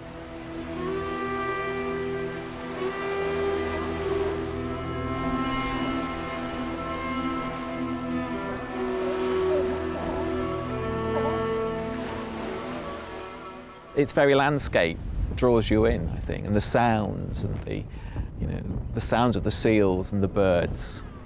People from all kinds of backgrounds might have been part of this monastic community. In the decades after Cuthbert and before the raid in 793, there were people that would retire to the monastic life. Life was busy for monks, and they had various duties that they had to perform. The most important, of course, was God's work, Opus Dei, which would involve them at various hours of the day, throughout the day, spending time in a religious service. They would be singing the Psalms, there'd be readings from the Bible. But they also had and were expected, each one, to carry out some kind of manual labour. So that might be milking the cows, making ale, maybe working in one of the workshops, metalwork, for example. I can imagine the brothers helping out with the fishing and the cockling and helping with the nets. You could imagine that.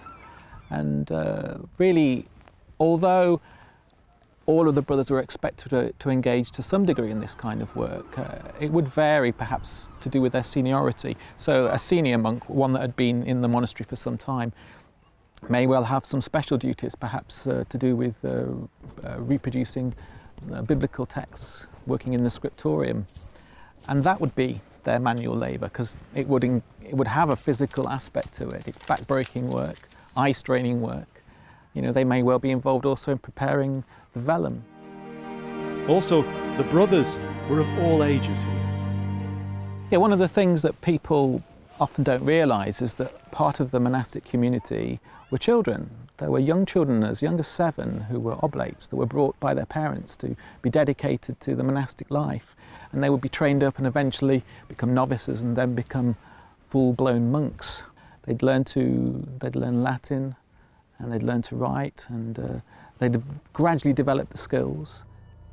These were the kinds of people who were present when the world turned upside down and the raiders came to Lindisfarne.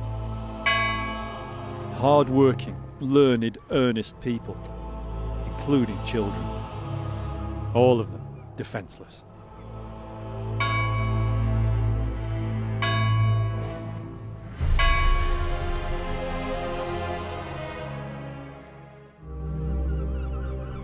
Another archaeological project hopes to explore where some of these people might still lie, right here.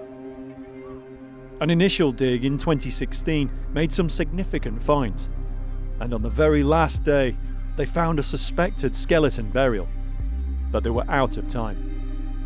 Now in 2017, they're hoping to reopen this trench and fully explore the burial.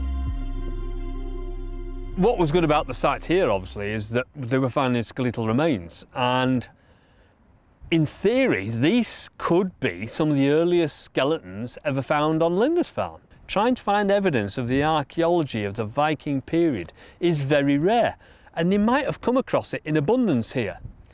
What they're really after is the evidence of the raids in that Viking period, and that would be exceedingly rare. The project is a joint venture with a long-term aim on the island. Dig Ventures is on site here at Lindisfarne with Durham University on year 2 of a 5-year project looking for the very early medieval monastery that would have been established here by St. Aidan. And this year, there's a new digger on hand to help with the excavations.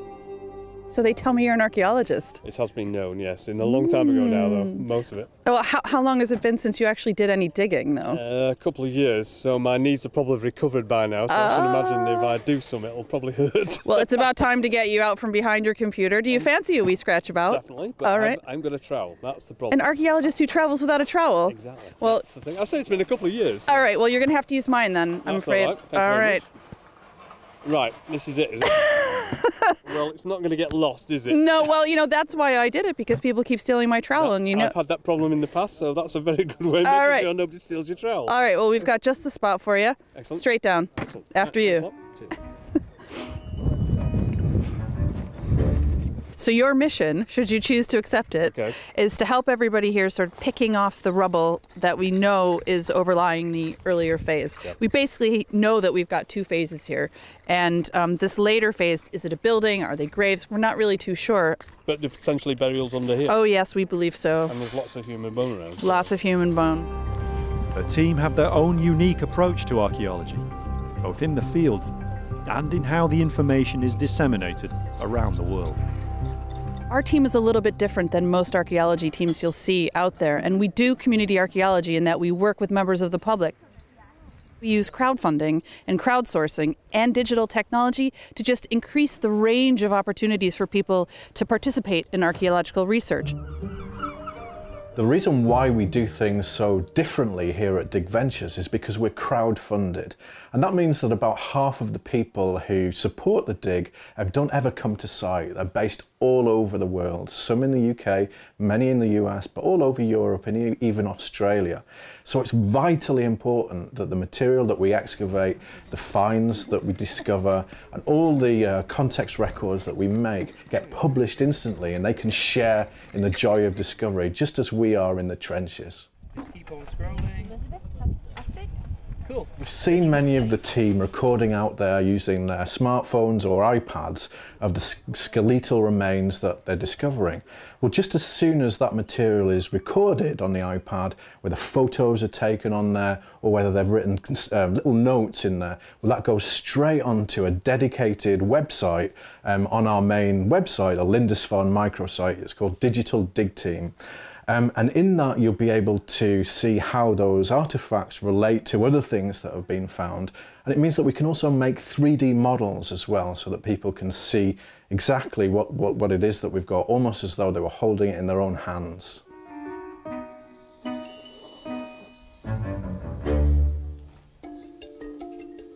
Back in the trench, the team are making progress. As the dig goes on, it's becoming more apparent how this part of the priory grounds has changed over the centuries. This would have been probably open fields, and there would have been very little stone around, and it might have been cultivated. And then what happens is that they have the monastic buildings behind, or some religious structure, and then they need a burial ground. So you go and put the burials near your structure, your church or your chapel, and then of course you need more burial ground, so you slowly move out into the fields. And it's just like a lot of village chapels. They start off as a very small area, may even be something very quite private or insular, and then eventually the monastic or the religious buildings need more space as well, so they start moving out, and of course eventually they consume the burial area. But then as the decades and centuries go by, these buildings are in turn demolished and the area levelled. And as it seems happened here, they then reverted to use as farmland. The burials underneath it start getting disturbed, and then so the tops of the burials start crumbling off and bits of bone start poking out the surface. And so at the surface it looks like a complete mash of stone and bone and all sorts of different things going on. So you've got to try and make some sort of sense of it. Slowly as you go down and down, you get less and less rubble, less and less disturbed material, until you come down to the original structures, the foundations and the original burials. And these original burials are now starting to emerge. And just here, we're starting to get the bottom end of a skeleton. So we've got a pair of parallel leg bones just coming through. Then we've got our pelvis, and it looks like the hands are crossed over the pelvis. And that's really the first bit of articulated skeleton we've got. Everywhere we dig, we've got bits of human bone. So we've got skull, long bones, all over the place. So to actually find proper skeleton, roughly the right alignment for a Christian burial, is absolutely perfect, just what we wanted. Couldn't ask for more right now. After we finished a dig last year, we got some carbon-14 dating on the bones we'd found, and we had 3 dates, and they all came back as early medieval period, not later. So I'm happy that everything we're getting now, this is part of the early medieval cemetery, absolutely. There's no way to be certain exactly when these people lived, but it's possible they were here in the earliest days of the monastery. Perhaps they even worshipped in the chapel up on the Hoof. These are probably the guys who were certainly familiar with things like the creation of the Lindisfarne Gospels. These are guys who would have either, if they hadn't known Cuthbert in person, they would have known other people who would have known St Cuthbert. These may have been the first people who saw Viking boats arriving across the seas, coming out of the mist. So yeah, they are part of the period when Lindisfarne, as an Anglo-Saxon monastery, was absolutely at its height. Discovery of the skeletons has made the project a real success, although the hard work of conservation and analysis is all still to come. Some of the people buried here might have heard stories of that first raid on Lindisfarne, or have known others who survived, or they might have been unlucky enough to have borne witness themselves. Well, it is impossible to be on site here at Lindisfarne without wondering, as you look around the area, where was it? Where did they pull up their boats? You know, what would the place have been when the monks realized that their life was about to change irrevocably and the Viking Age was about to kick off in what is now England? So, you know, we feel it constantly, and particularly moments like we're having on site where there's so much human remains come up. What can we know about how the raid happened? The raiders must have come at high tide, when they could get their boats right up to the island, and when the island was cut off from help, even from the major Northumbrian fortress at Bamborough, just 4 miles away across the bay. Archaeologist Graham Young has spent more than a decade excavating and studying Bamborough and its rich archaeology from Saxon and later Viking times. It's hard to imagine that you're going to get into the awkward harbour at Lindisfarne anything other than a clear day. So you have to come around via the south part of the island to get into the harbour. You would have been in plain sight of the fortress throughout that voyage. Presumably initially thought of as an unusual merchant set of vessels. Probably it took many hours to find out that there's anything untoward happening. But it would have happened and unfolded right in front of them, even if they weren't fully aware of what was happening initially. The natural harbour of Lindisfarne might have afforded protection from the elements in the sea, but not from raiders from the sea.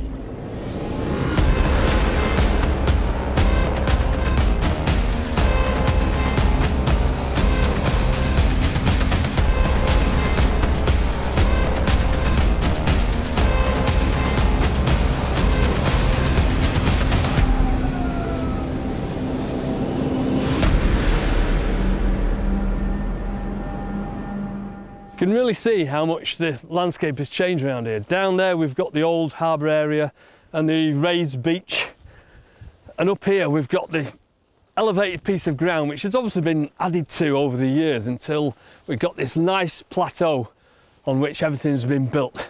Early on, before all this dried up, you could have got ships very close inland, which means the raiders could have come straight into it, done their work and been out and gone before anybody really realised what had happened.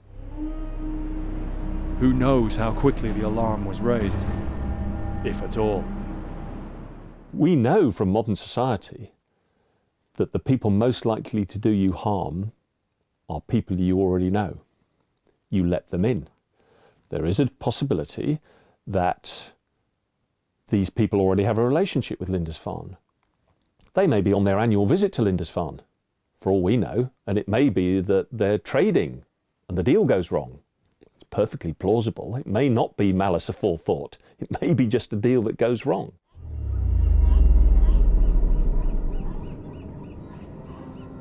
I think we must allow for all sorts of scenarios that morning or whenever it is that they row up through the mist and row themselves into Lindisfarne harbour.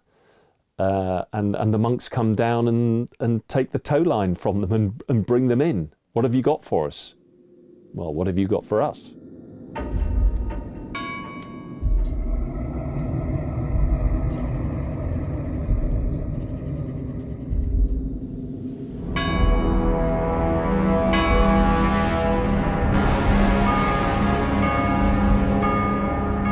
Once you start ringing the bell, no help is coming.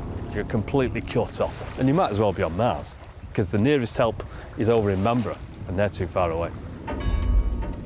Alcuin the monk suspected the raid was due to the brothers of Lindisfarne becoming too lax in their worship. What security is there for the churches of Britain if St. Cuthbert, with so great a throng of saints, will not defend his own? Either this is the beginning of greater grief, or the sins of those who live there have brought it upon themselves. With his deeply Christian mindset, Alcuin saw the raid as God's wrath visited on his own people by the heathen Vikings. The heathens themselves, though, probably had a more pragmatic outlook. I don't think the Vikings think like that at all. It's easy money.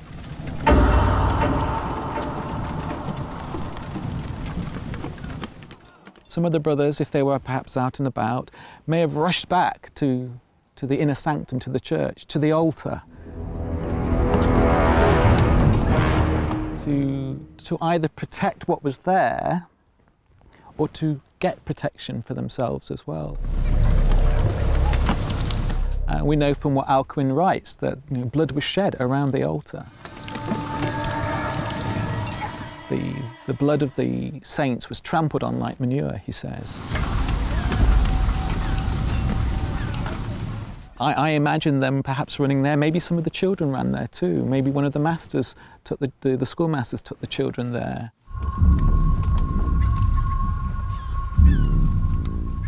I think perhaps some of the individual monks might have, their past history, their involvement in the world might have made them want to take up arms, as it were. You know, some of them may well have wielded a sword in the past. But you know, monks are not meant to do that. You know, they're meant to love their enemies. It's known from the accounts that when the Vikings came, they took away some of the people here, either for ransom or for sale as slaves. Very likely, among the most lucrative of these captives were the children. I think it must have been particularly terrifying for those young boys. I mean, Alcuin in his letter refers to young boys being taken captive that day, taken prisoner. When you think about it, the attack on Lindisfarne was an atrocity. What shocked people was the fact that it must have felt in some way as if God had abandoned them. Still, no archaeology has been found which reveals traces of the awful events of the raid on Lindisfarne. No evidence of burnt buildings. So far, no trauma on skeletons which might show death from conflict. Only the written evidence of the monks betrays the deep scars that were inflicted by the outrage. I'm here standing in that place where that happened, where those, you know, the sound of the sword going through somebody's body, or the smell of blood and guts, and the screams of children as they were carried off back to the boats. You probably wouldn't hear the sound of the seals anymore, would you? Or the curlews. You'd be, you know, the sounds of children, terrified screams. They're just not knowing what their future holds.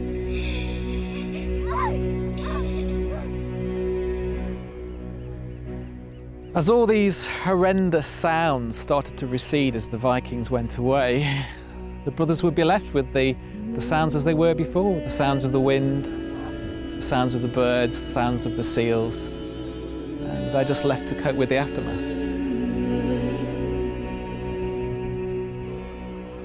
No one will ever know the fate of all those who were taken, nor how many died. But in 793, a page in history had been turned, and a new age had begun. One thing's for certain, whatever happened here on that day in Lindisfarne, it was just the beginning, because the Vikings were coming.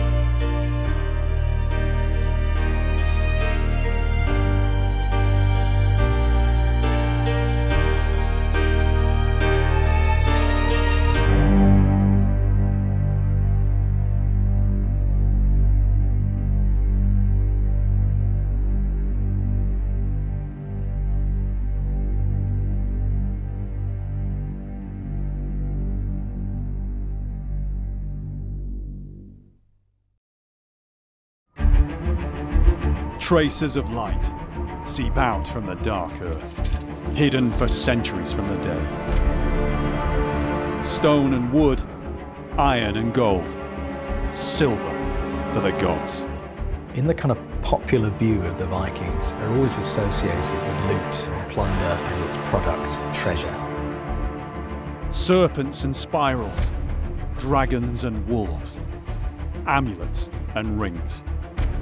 It's classic Viking material, and it's everywhere the Vikings went. A story of trading and travel, of raiding and theft. It's a road trip with the purpose is to come back richer than you went away.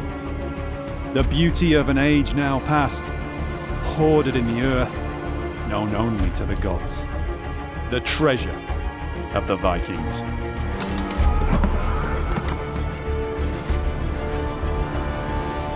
From the late 8th to the mid-11th centuries, the Scandinavian peoples burst from their frontiers almost wherever the seas could take them. Through archaeology, now we can explore the world of Viking life by understanding the realm of the Viking dead.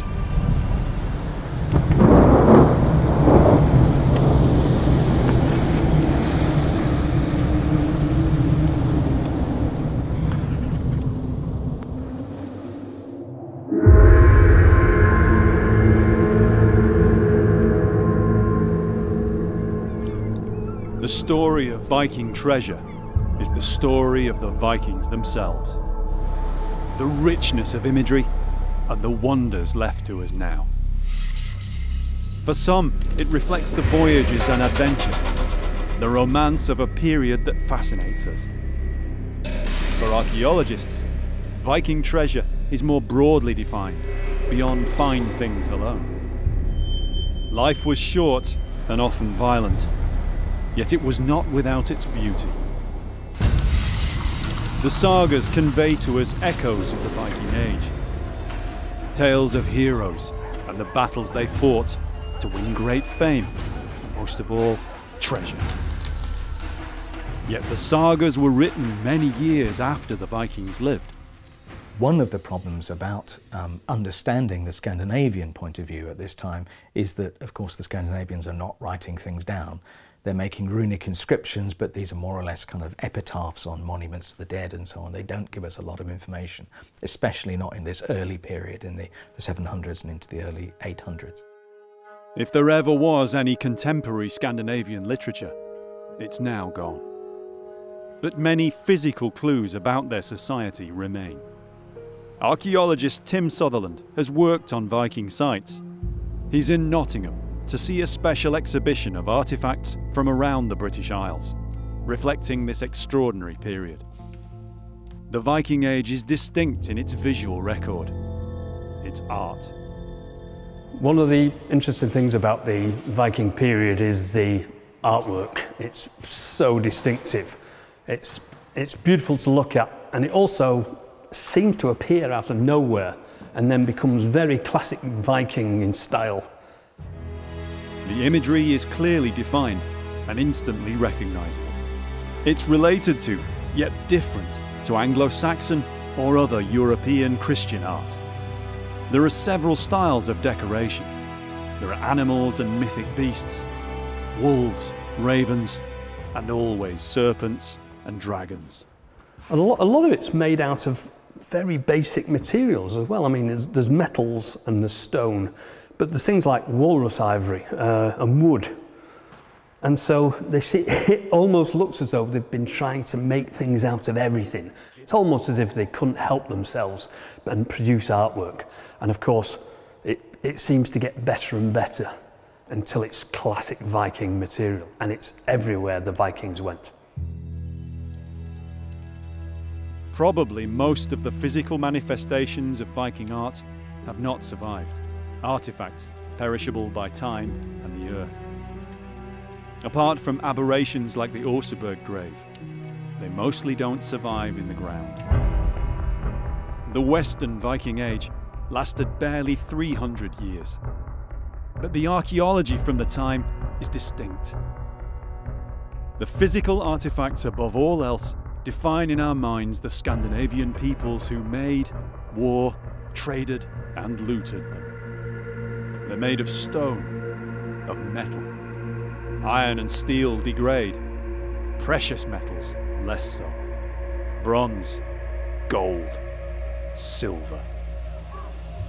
But what do we mean by treasure? What did the Vikings do with it? And the treasure itself, over the years of the Viking period, how did that change?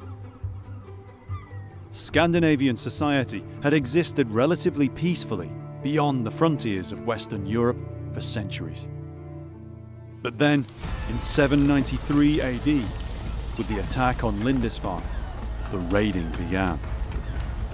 Over the following centuries, incalculable amounts of valuable items and materials were migrated from the British Isles and all over Europe to Scandinavia.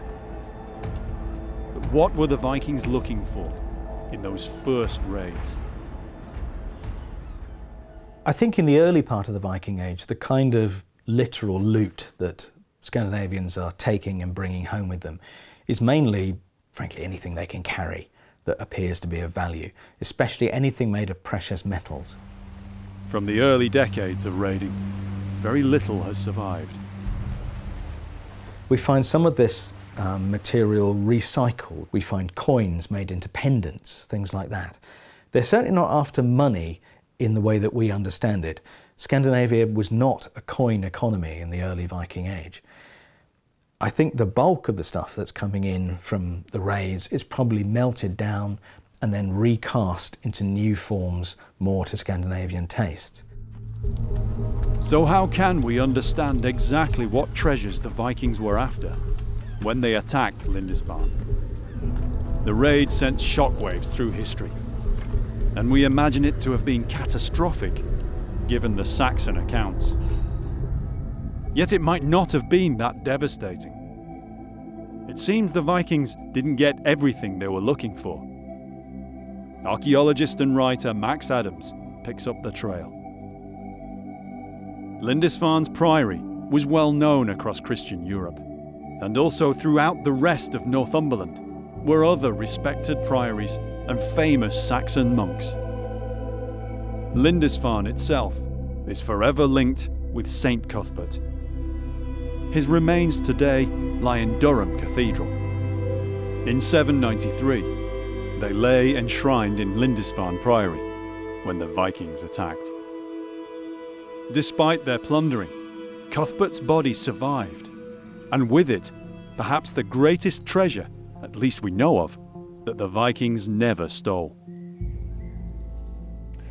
This extraordinary, exquisite little object, no more than 2.5 inches across, is Cuthbert's personal possession, his pectoral cross worn about his neck on a chain. And its remarkable survival to this day is due, part coincidence, part just good luck, I suppose, to the fact that it was wrapped beneath several layers of shroud, and it wasn't found until the 1830s when it was finally opened and the shroud was unwrapped. And it is a remarkable, unique survival of 7th century craftsmanship and of Cuthbert's own personal physical presence in the world. The shrine of St. Cuthbert was well known, and it's hard to think that the Vikings didn't seek it out as they ransacked Lindisfarne. We can't be sure now if the monks had time to hide the body. Whatever the first Viking raid did, they didn't steal or defile the shrine of Cuthbert. And that's worth contemplating, that for all the destruction the Vikings wreaked, they didn't get at Cuthbert's coffin, whether that was because they were scared or because it was in a plain wooden casket and didn't look very interesting, or didn't look as if it had any treasure in it. But it did have this treasure in it, and they didn't get it. St. Cuthbert's cross now serves as a reminder of what lured the Scandinavians to the British Isles. The bait for the beginning of an age of raiding. Over time, the raids start to accelerate, and at that point, clearly, when, well, as they say, nothing succeeds like success. If you happen to know that Olaf in the next valley has suddenly got some nice shiny new brooches, or is melting them down and making silver things, you start to wonder when you're there, shoveling the dung pile or whatever. What can we learn about the treasure that we know the Vikings did capture and take home with them to Scandinavia? The Museum of Cultural History in Oslo houses the greatest collection of Viking treasures in Norway, perhaps all of Scandinavia. Much of it is jewellery, for personal adornment, the power of display. From the Viking Age, people are drawn to, and researchers are drawn to gold, silver, coins, jewellery.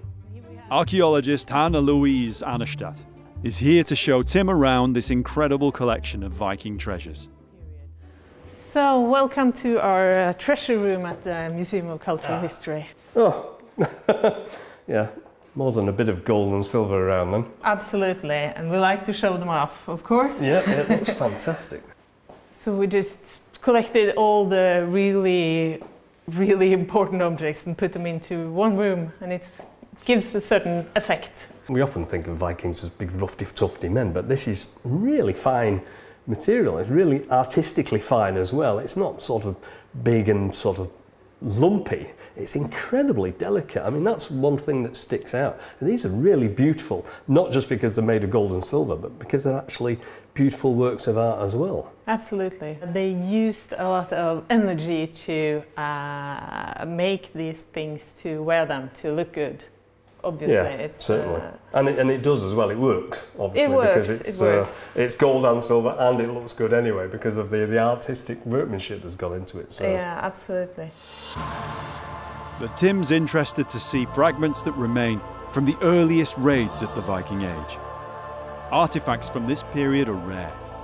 It was just a few years or decades when Scandinavian raiding began and quickly escalated. The rewards were there, it seems, for those who dared. Now we can only guess at exactly why the raids began when they did.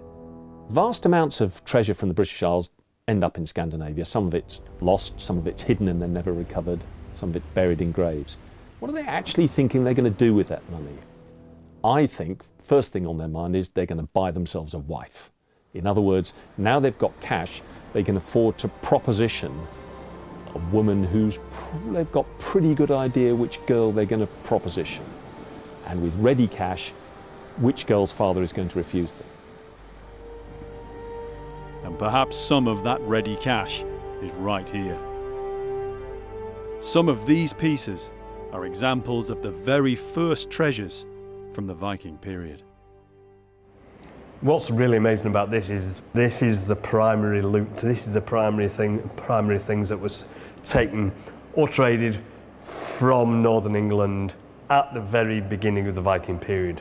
And it's the classic stuff, but it's also parts of it look like they've actually been hacked up, like the cross, maybe off the front of a book or something. There's no way to know exactly where they came from, but the religious imagery on some of them suggests it's at least possible they came from churches or monasteries in Britain, Northumbria, even Lindisfarne itself. It looks like it's the corner piece of a gospel book, and these were very specific and very identifiable, and sometimes they had a nice jewel in the corner, and that almost looks like it had a jewel in that little corner piece there. But it's all the swirls and all the artistic work that we see in very common usage in the Anglo-Saxon period, like the brooch underneath. You can actually see it being ripped apart and used as basically loot for dividing up and saying, yeah, that's your bit. So you could pull items apart. All the gospel books would have had the facades written off, all the nice jewellery ripped off the front and then divided up amongst themselves. It's fantastic stuff. To be able to see it here is great. There's evidence that in this early period, items like this were worn as jewellery, even those that had been quite crudely cut up, as if they were shares of plunder. They were almost all excavated from female graves.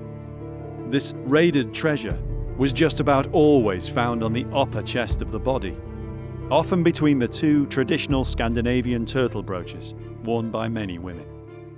These wives, mothers, sisters or daughters went to the afterlife wearing treasure that they knew was from across the seas, that had been won for them by their loved ones.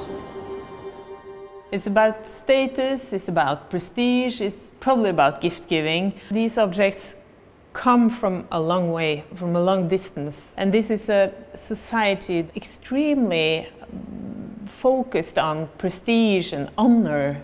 And the chieftain had to get that honor from somewhere.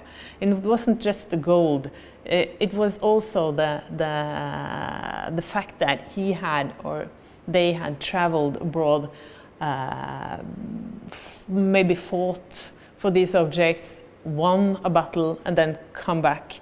It's really materialized prestige and honor. As the 9th century wore on, artifacts like these became more rare in Scandinavian graves. The Viking Age had only just begun, but things were changing. Of course, as the decades go on, the pickings get much thinner. People are a little bit more wary. Monks move inland. It's, you know, the first wave of is too good to be true. Then after that, I think it gets a bit thinner. Raiding had probably been small scale at first, but now it had expanded to a different level. You have to think about how did the raids actually get organised? Who owned the ships? Who equipped the people on them? Do people bring their own weapons? Do they get provided with them? Are raids sponsored? by people who don't actually go on them at all? Are there raids by commission? Now, what I'd really like is one of those, not so much of these next time, okay? We don't know, but we certainly see enormous amounts of material filtering back into Scandinavia. As the treasure flowed in, the Viking world itself was transitioning fast. But as the raids go on, as they escalate, the proceeds of those actions are more fed into the economy in a formalised way.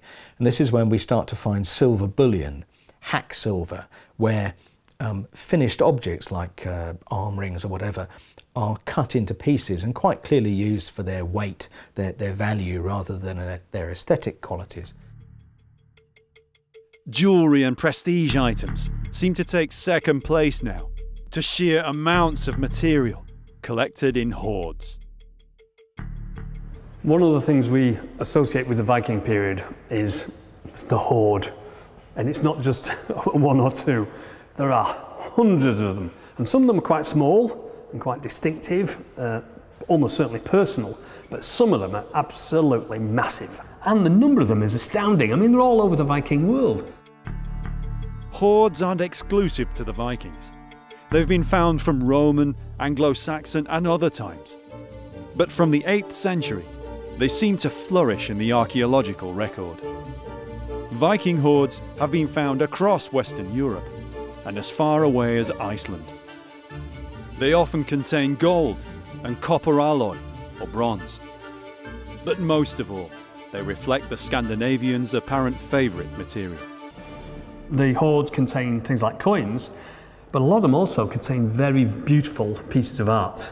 And you could argue that some of this was left intact because they appreciated its value. It's not just the silver content, it's the value of the artefact itself, and they wanted to retain it.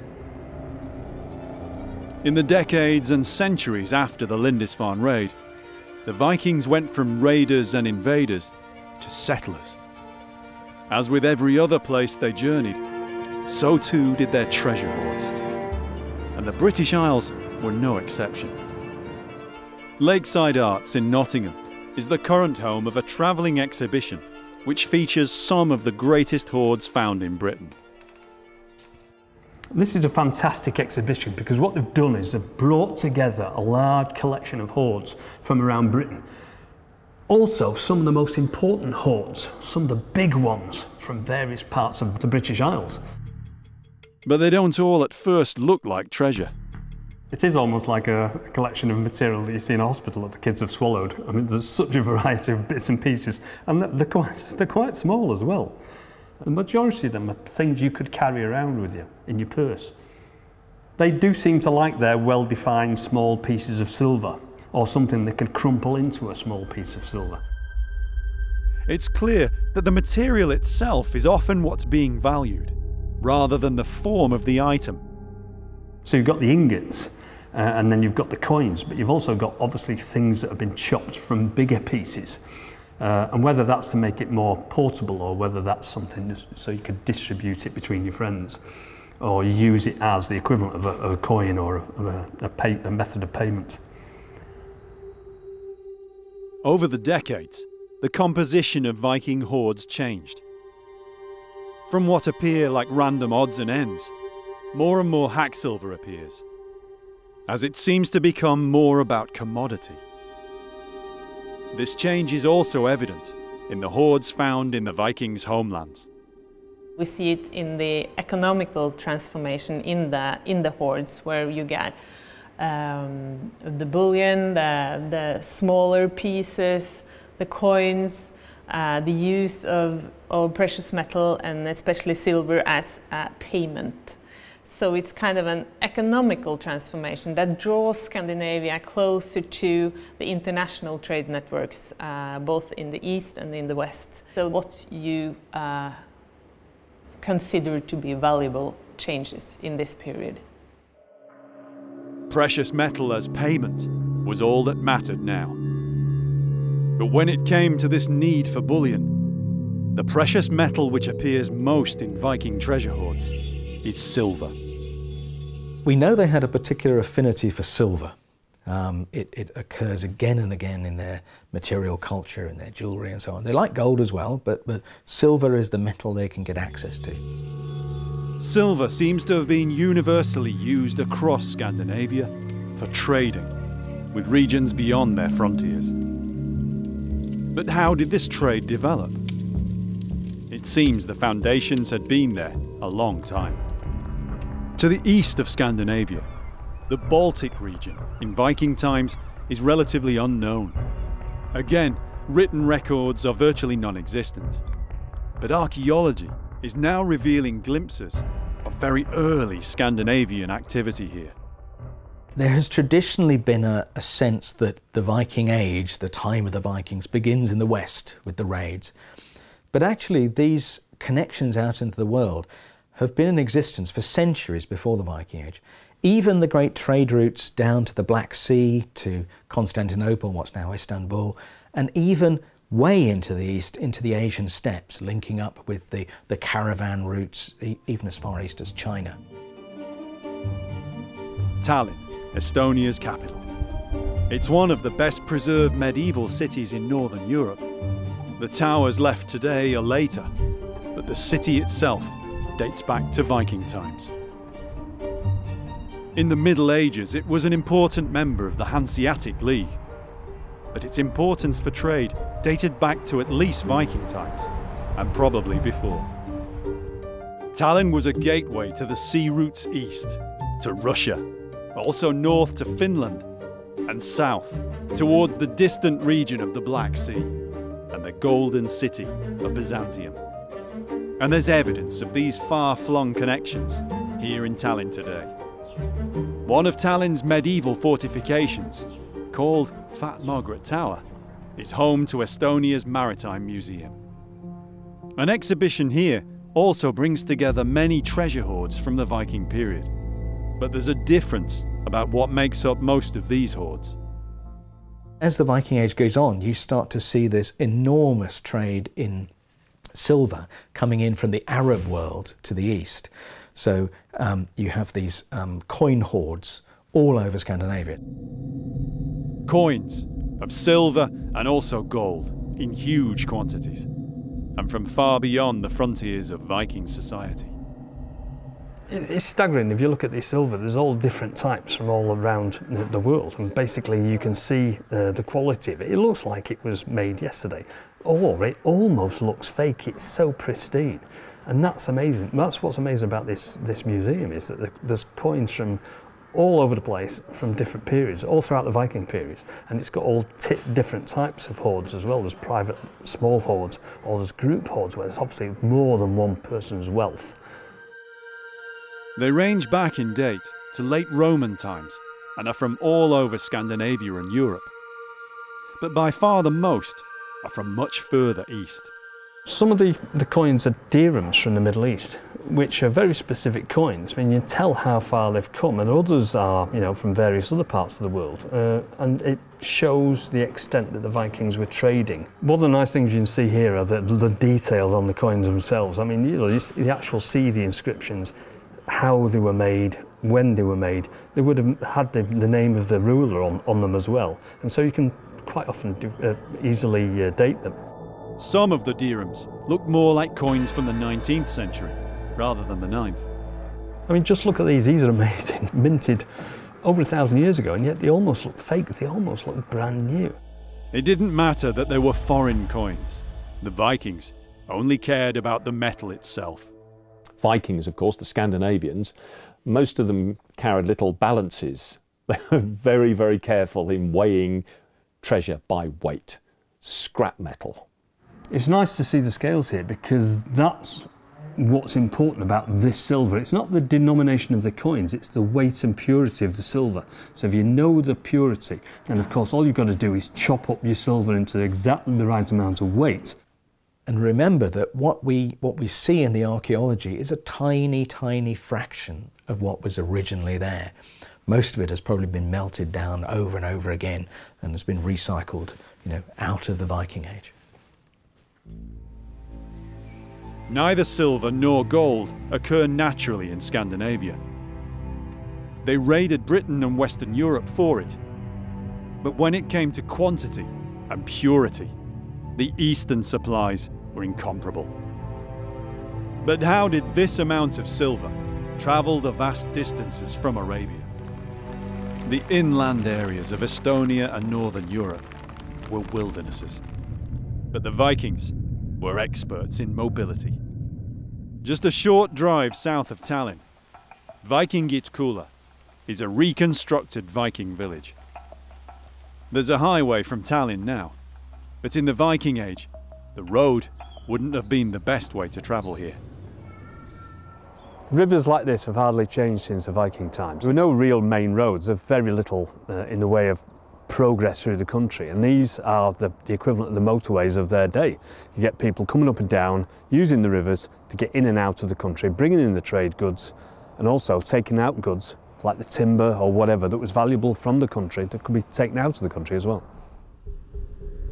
As the Vikings travelled further afield, it was second nature for them to use rivers to travel inland, and their boats were well suited to it. The shallow draft boats would have been absolutely ideal because some of these rivers are literally about half a metre deep or something, and the ships were perfect for actually skimming over the surface right up into the heartland itself. The river networks ran for hundreds of miles through the vast North European forests.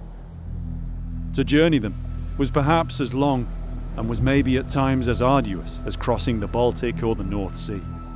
Viking boatmen would have probably never even seen the sea. A lot of them were actually born and bred and used the boats inland, and it was very rarely that anybody would have got out and gone across the sea. Rivers like this were the real key to the expansion of Viking trade. Archaeologists in Estonia are now mapping the silver routes, showing this incredible international network, not just in the Baltic, but for hundreds of miles to the north, south, and east. We think of the Vikings as people who have stolen wealth and taken it back home. What this evidence shows us here is the extensive trade networks around the world, and these people are bartering, buying, selling, not just stealing it, they're actually using commerce as we see today, and that's the information that we're getting from all this. And nowhere has there been found more treasure than on a single island in the Baltic Sea.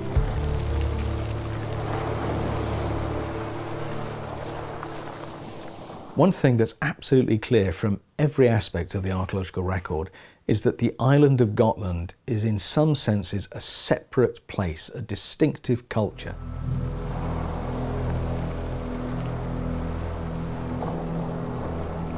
Gotland lies almost at the centre of the Baltic seaways, and this must have influenced life on the island virtually since sailing began.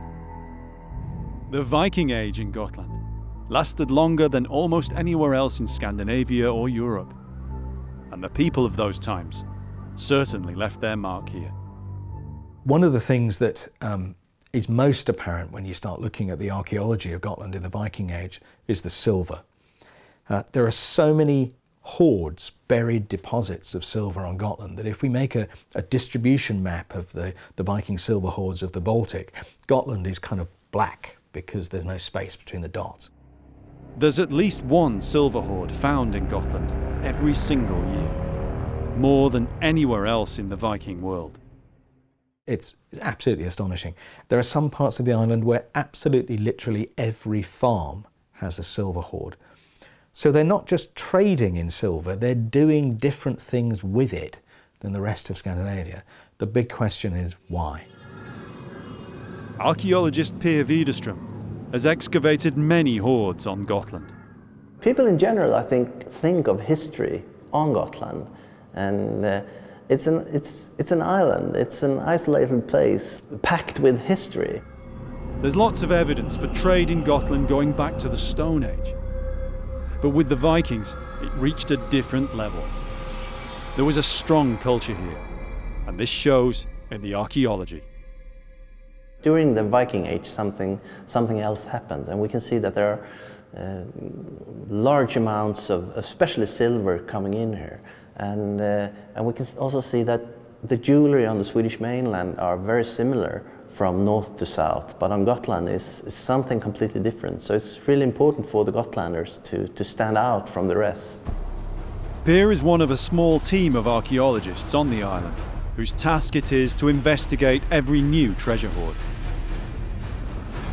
In July 1999, when another hoard was unearthed, no one was too surprised.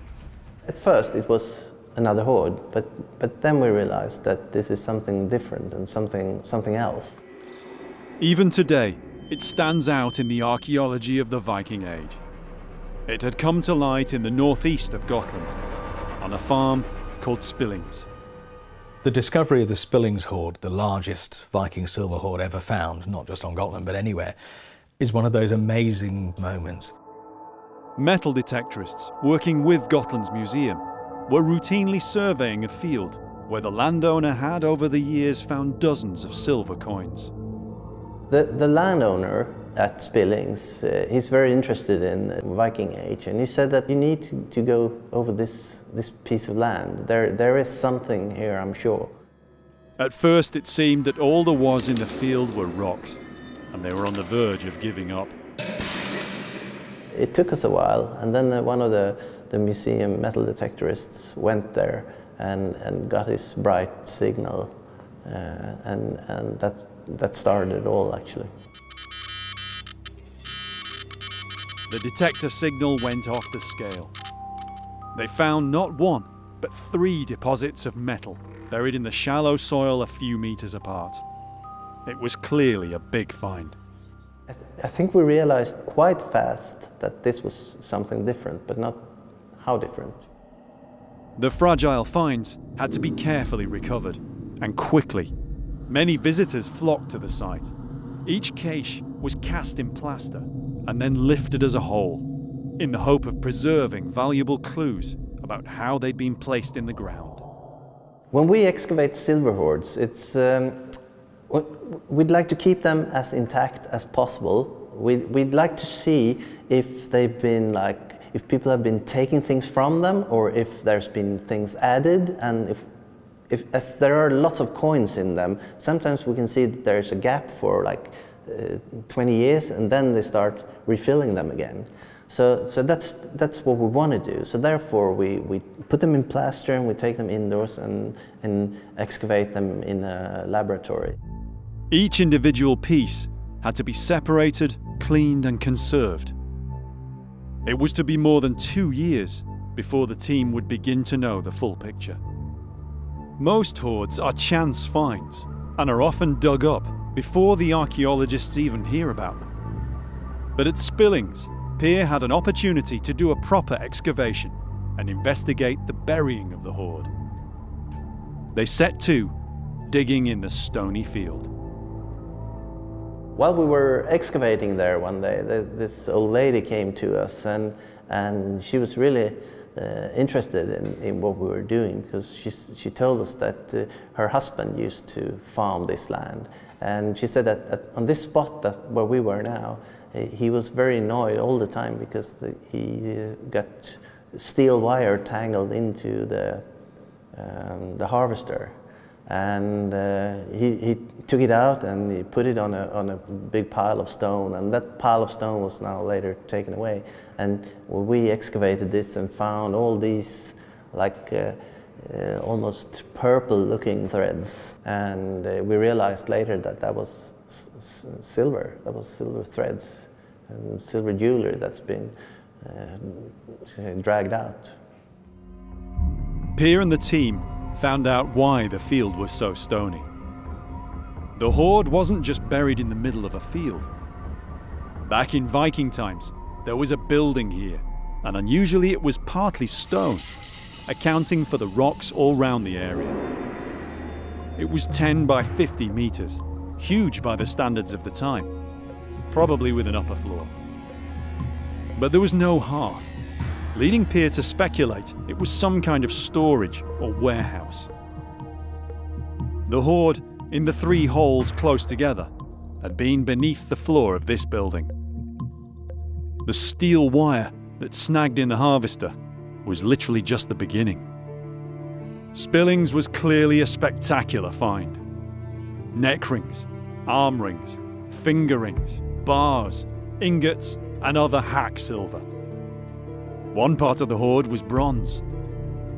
By itself, just this amount of material was greater than many hoards found on Gotland.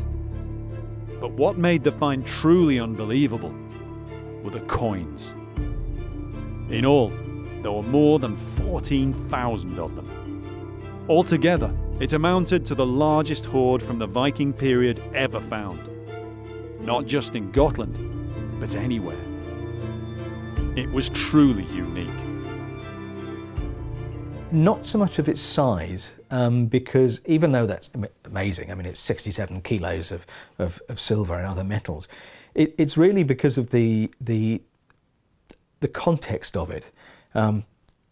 What does that hoard mean? What could it buy? I mean, what has happened for that amount of wealth, money, if you like, to be left in the ground and never recovered? Did whoever did that die and not tell anyone? If you know that Grandad buried sort of the tax burden of the island for 6 years somewhere in your property, I mean, would you not tear the walls down, you know? It's very strange. It's also hidden. It's inside buildings. You know, somebody's literally pried up the floorboards and buried this underneath in sacks. The hoard is now displayed in Gotland's museum in Visby. After cleaning, the coins could be examined, and this revealed valuable information. Like those from Oslo and many other hoards in the Viking world, the origin of these coins was very distant from Scandinavia. The majority of these coins are from the Middle East. We have some from Italy, some from Denmark, but like 99% are from the Middle East. The coins carry the names of Arab caliphs, more than a millennium old. Some date back almost to the end of the Roman Empire, and one even carries an inscription to Moses. The geographical origins of many of them are all too familiar to us today. The biggest minting town for this hoard is Baghdad. And they got silver from Afghanistan to make their coins, and we got it from there, or perhaps even from Russia or elsewhere, but that's where they were minted. The Vikings didn't care whose ruler was on the coins. They just wanted the purest silver. When we see these as bracelets, they were once coins. So the amount of coins that actually got here must have been huge, because they don't weigh much. It's all evidence of the widely ranging trade routes from Scandinavia to the east. Raiding in Britain or Europe brought quick rewards for a few decades, but the basis for this influx of pure silver was trade. For Scandinavian goods, possibly most of all, human slaves. We're unlikely ever to know for sure. Only the silver itself now remains. We can only wonder as to why so many hoards came to be, and why so many of the Vikings consigned so much wealth in bronze, gold, and most of all in silver to the earth. I think the traditional explanation for silver hoards, or any kinds of deposits of precious objects, has been a kind of primitive banking. It's the equivalent of stuffing your money under the mattress. But at the same time, we know that that doesn't really work. I mean, is everybody on Gotland burying their money and then meeting an untimely end before they tell anybody? It's just absurd. With vast numbers of hoards across the Viking world, more than 800 discovered so far in Gotland alone, there must be other explanations. Perhaps they're marking property. I know that this is my land because my family have claimed it in physical ways over the decades and centuries. The archaeology so far, at least, tells us hoards seem rarely taken from, just added to. There are some farms that we can see that there are like one hoard for each generation. within the same farm. So it must have been important for each generation to have its own collection of silver. So they would have known that their father also had one, but they didn't take it up. Either they didn't find it, or they didn't want to take it up for some kind of religious reasons. And perhaps this was not necessarily in a way we would understand now. Something I find fascinating is almost a kind of throwaway remark in a later text. It's the beginning of a saga of the Norwegian kings, written by Snorri Sturluson. Snorri Sturluson was an Icelandic scholar writing centuries after. Sagas like his are almost all we have to try to catch fleeting glimpses into the Viking mind. He talks about a set of laws laid down by the god Odin as to proper behaviour, what you should do about burying the dead and so on. And one of these things says that anything a person buries in the ground in their lifetime will come back to them after death. So it may well be a kind of bank, but it might be a spiritual one. It means you get the checkbook when you reach the other side. Odin's law is the only clue we have. He says that you can bring to the next life what you put in the soil. And if that's the case, then you wouldn't take your father's hoard if he put it in the soil to gain it again in the next life. Then you would steal from your father and from the gods.